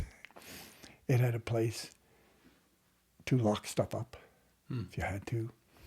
And it had all the space of concrete where you could drive or do stuff. Would have been great. A series about a stunt school. Like a reality type series about a stunt school and doing a different stunt every episode. This was a like idea Duck Dwayne had. Dynasty. Yeah, that'd be a great kind idea. of thing. Yeah, Yeah. great idea. You know? Even like nowadays they got cooking competitions, tattoo competitions. You know, I'm not like a huge freak about the competition shows, but to have like an awarded all around, who's the best all around stunt person at the end of 10 episodes or something. Remember neat. back years ago on like Wild Wilderness Sports, they'd do a stunt competition every once in a while. Remember that? Yeah. Generally related to a sport, though. True. I remember Wide World of Sports, but I don't remember much in the way of stunts. Well, Yeah. Well, let's get it done. I'm over 30. I forget things. Yeah. You know, so another idea that we almost got going too was two guys. It could be father son. It could be just two buddies. Buy a lottery ticket, and they win. Great concept. Let's do it. Yeah, let's do this one. You know? And we had an opening scene where the guy comes to his buddy, says, "We won. Good. I'm sorry. The guy has the winning ticket. One of the boys has a winning ticket. They also have, owning a garage where they fix cars. Mm-hmm. Okay. And what he does, gets in his car and drives straight to the doors, smashes into everything with his new ticket as a sort of part of the opening episode. But you could do anything, but I remember that one. But, you know, you do an episode on, they decide they want to do motorcycles. Right. You want to do boats. They want to do transport trucks. You know what you want to do. You know, because they now have the money. And back then, I mean, winning the lottery was, you're lucky if you got $1 million. You can do a lot with that. Now totally. you're into the million. Yeah. Somebody in Port Hope won 48 or 50 million just on the last 649. Right. I read about that. Yeah. And, Wow. See if he wants to invest in film. Yeah. Yeah, that was good. But I mean, nowadays, what 50 million is not unusual for max. Yeah, totally. Yeah, It 50 seems like it's million every max. week something like that. Yeah. So True. you actually could do this, and a couple of guys, you say, let's have some fun. You know, Yeah. I think it would. I think at this is point in time where it's a better deal than some of these reality shows. Well, the stunt thing is less. It's a little less of a mystery nowadays. Oh yes, You I know. agree. I agree. It is. Yeah, there was a time that you had to go to the library, read a book, or phone somebody in Los Angeles to get some information. And now it's on there. Well, not now because we don't do CDs and DVDs or whatever they're called, but behind the scenes things and TV shows about stunts. And I mean, Oh, yeah. it's no longer that Well, Yeah. hidden magical thing. actually, it's not as, but I still think put in front of them put in front of the public, it would work. Yeah. Either one of those. Yeah, I believe it. I mean, the casting would have, I like to think of myself as the old guy, but I don't know if I could pull it off. Am I good enough actor? Because those shows are not made up out of my head. I have a script. Right. Totally. Yeah. and the scene is outlined, or the whole show is outlined. And when you go in there, so there are some smart-ass lines that you didn't come up with. Right. Well, we've got some producers watching this. They'll I just contact Dwayne. Let's do this show. Yeah. I just think it would be so much fun to do. And I wouldn't retire then. I'd stay with it. Boy, oh boy, So speaking of retirement, idea. this past year since working on Mayor of Kingstown, have you been out working at all? I've done a couple of jobs. Yeah,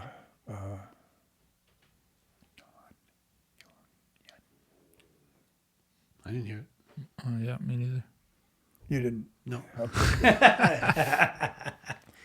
I got a call from people who, the producer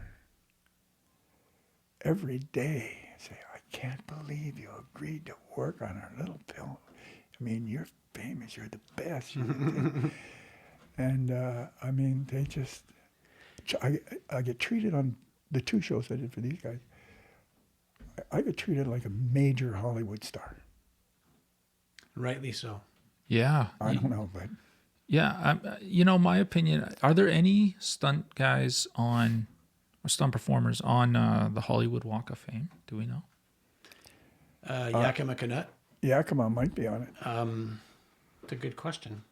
But there's so many people on that Walk of Fame. You have to look up the parameters or the guidelines of that, and you got to pay for it. Yeah, it's a purchase. Yeah. It might cost you $10,000 or more. I think you go to the city and you Yeah. you petition. You have to apply and Well, pay your money. I don't think the city cares too much, although you may need permission to chop up the sidewalk. Right. I think that's why. But first of all, you have to make the plaque. You have to get, I know that you need to get a certain number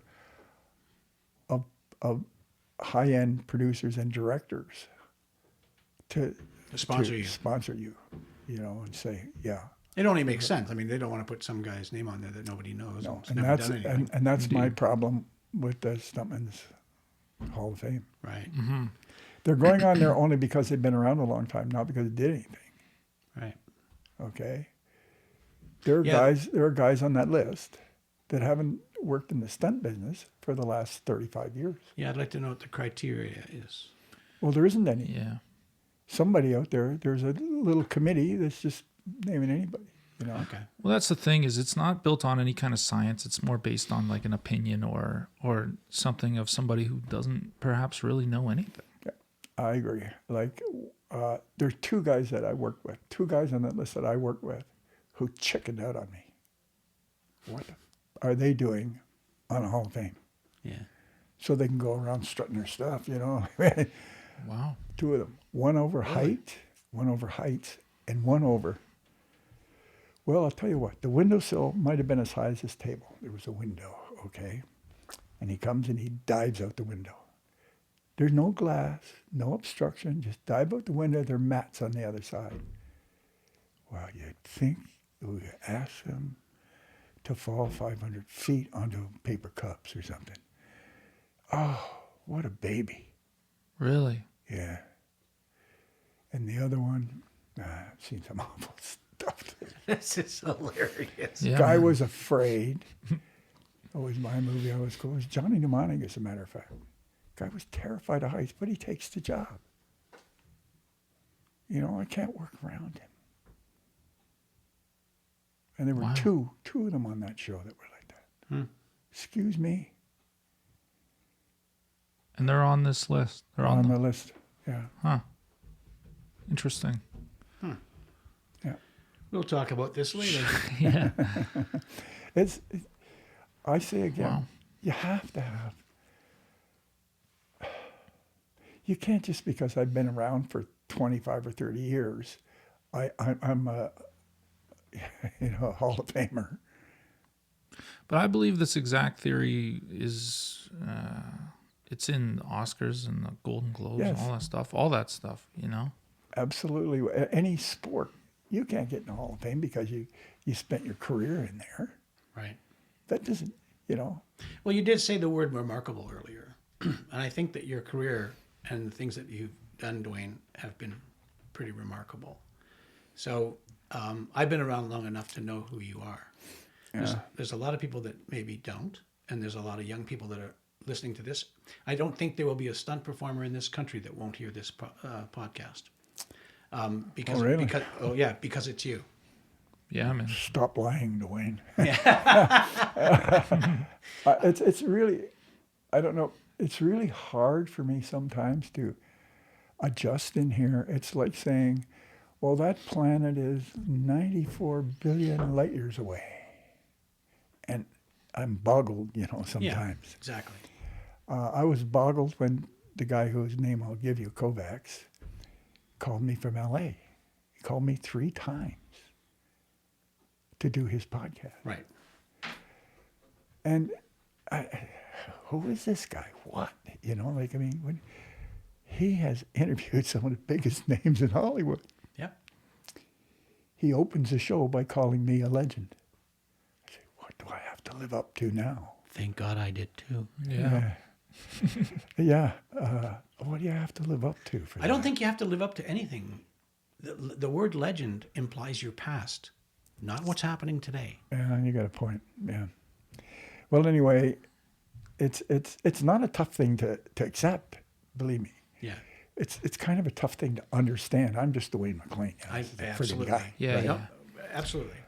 You know, I wasn't running around leading parades, and you know, it's just a guy. You go to work, go home. Yeah, but thankfully you think that way, that you don't let it, you know, build some giant ego that, I don't know. And what's really You know, it's good that you're humble about it. yeah, but what's really wonderful is that you did get to go home, and so did every other stunt performer that worked Worked for for you. me, yes. That's pretty remarkable. We, and it's- I only had one who had to go to the hospital. Yeah. One. Yeah. I've sent a couple guys to the hospital for. Just to be sure. That's correct. Yes. Yeah. But, you know, it's like I used to say, if you hurt yourself, don't cry, just walk off set. Yeah, totally. You know, we could sit here and talk till next week Yeah, and never really have to go over the same thing twice. I agree. You know that? Totally. There's just so many things that are, I said to myself, should I write down a little list of things that are sort of appropriate? And I said, no, just let it flow. Yeah, let it flow. Let it Just let it flow. This is just a conversation about. I mean, it's not a reality show. Right, right. So just let it flow. Let it come Yeah. out. And I remember one of the first reality shows that I was aware of was a guy who wandered around on horseback chasing people through the bush. Yeah. Remember? What was it? What the Oh, hell? that was The bounty not hunter? Bear Grylls. That No, was, no, he's an idiot. The guy that was a tracker. Yeah, he's a cowboy, and He's he was a tracker. Yeah. He's Yeah, a I bounty remember- hunter type. I remember tracker. that show. It was a neat Okay. show. Suddenly, I said, "Let's see now. These two guys are hidden behind a bush, and they say, "Oh, there he is now. We better. Who's got the camera?" That's right. The cameraman and the sound man gave it away because they weren't behind the bush. Yeah, I think about this shit all the time. So I say, did this guy, this great tracker, track their tracks or the cameraman's tracks? Yeah. Totally. Or I the Jeep could've that carried all the yeah, gear. I could have done that. You know, Yeah. I could do that. Yeah, it's And I so silly. realized how much bull reality shows really were. Of course. I did an episode of a reality show out of England where they were going to start one, and it was about everyday drivers for some reason or other. And we created stuff. It wasn't from getting A to B. It's in 2 people. You know, to get the A to B was something like that. It's so long ago, and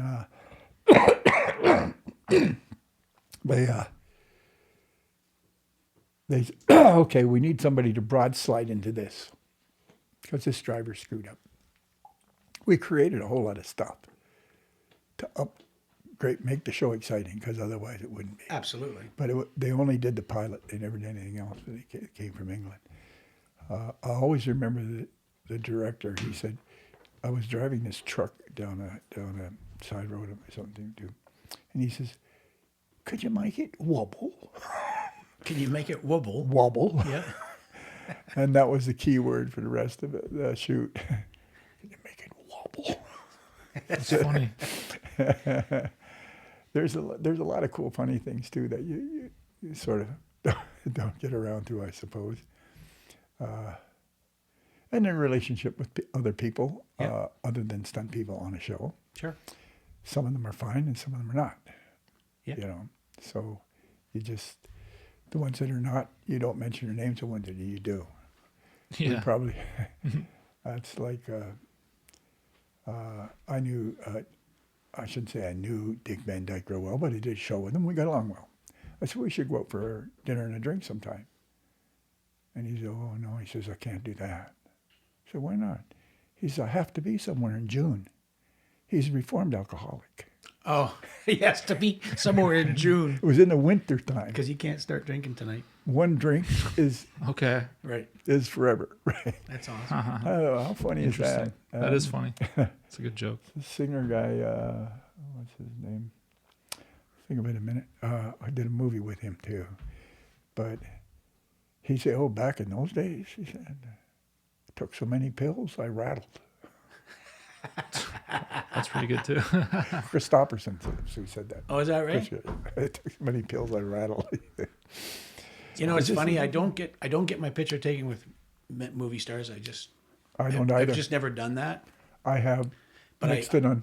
But I've got my picture taken with Chris Christopherson. Oh yeah, and I don't.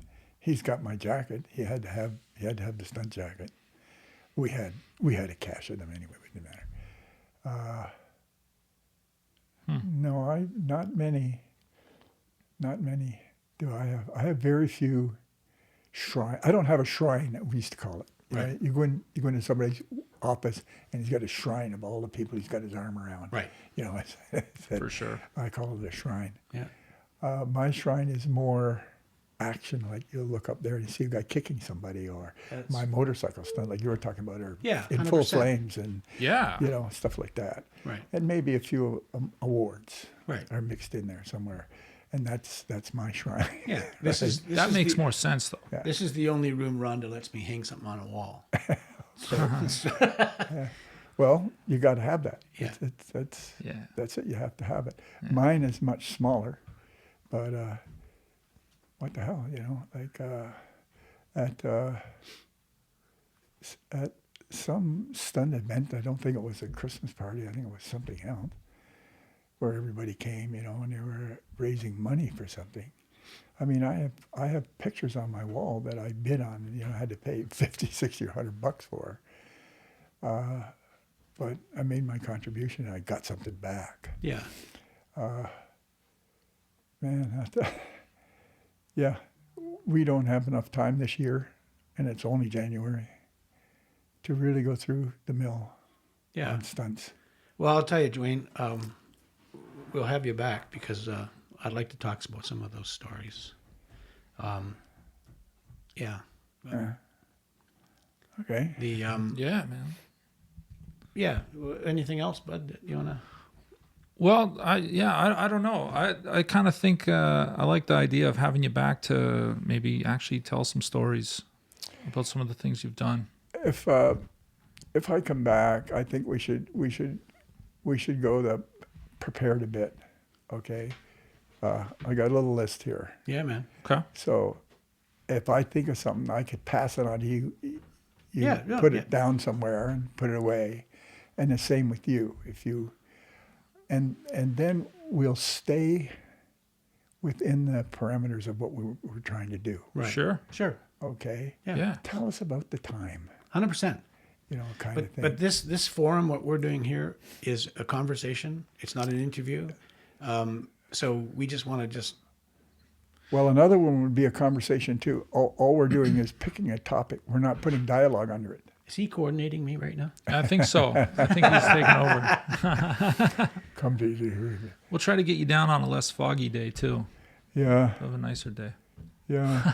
Not too often though. Let's see. Well, I'll tell you what. The pay highway cost me $80. We'll Yeah. we'll So wait till spring. So Dwayne will come here. We'll do a podcast and we'll go do a round of golf and have something to eat. That sounds great. yeah, That would yeah. be awesome. But you might want to. Yeah. Oh, yes. Dwayne, before you go, you got to sign the table. I hope you would love to sign I this hope table. you don't expect me to say something like really smart ass. Oh, come on. Like that. You already have. Please, It's we all good. really did hope you would. Okay. Just pick somewhere clean and We had Don Carmody out here too, and he Did you mentioned, have Don? yeah, Don was here. What yeah, did you say about me? He loves you. yeah. Don and I go along with that. Okay, let's see. Do they print? Yeah.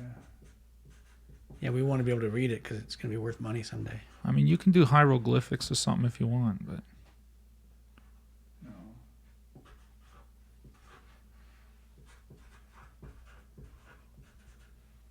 fall down, go boom.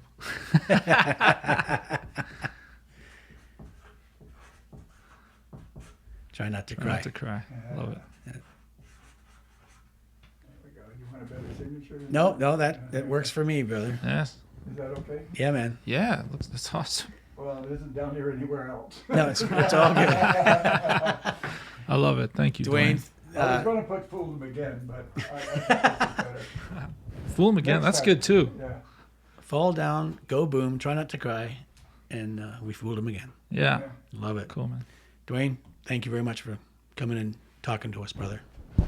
Really appreciate it. Thanks for having me. Oh man, it's such a pleasure. I hope I'm worth it. Now you more than worth it. Let's go golfing. Yeah, man. Yeah, there's no. I want to see these Snow's clubs. all gone. Yeah, true. We can go this week. I'll bet you $10. There's at least one golf course in Toronto, around Toronto, that's open. Yeah, There used to be a couple of them all winter long. crazy. Well, I'll pack my parka. Let's do Shelley it. Cook and I used to play and we were tramping through snow like this. And the water, Looking for a little white ball. Oh where- my let's god. take a shortcut across the ice. You hit it on the ice and it just keeps going forever. Crazy. Used to be, Wow, really? yeah, there were two that I can remember. One was right off the Queen Elizabeth, Deerfield, what's it called? I think it was called Deerfield. And then you go up around the corner and go a little bit farther up, and there was one up there. Wow. So Wow. two go open all winter. Okay, so on that Wow. note, we're gonna close this off, and I'll play in the winter as long as it's the month of August.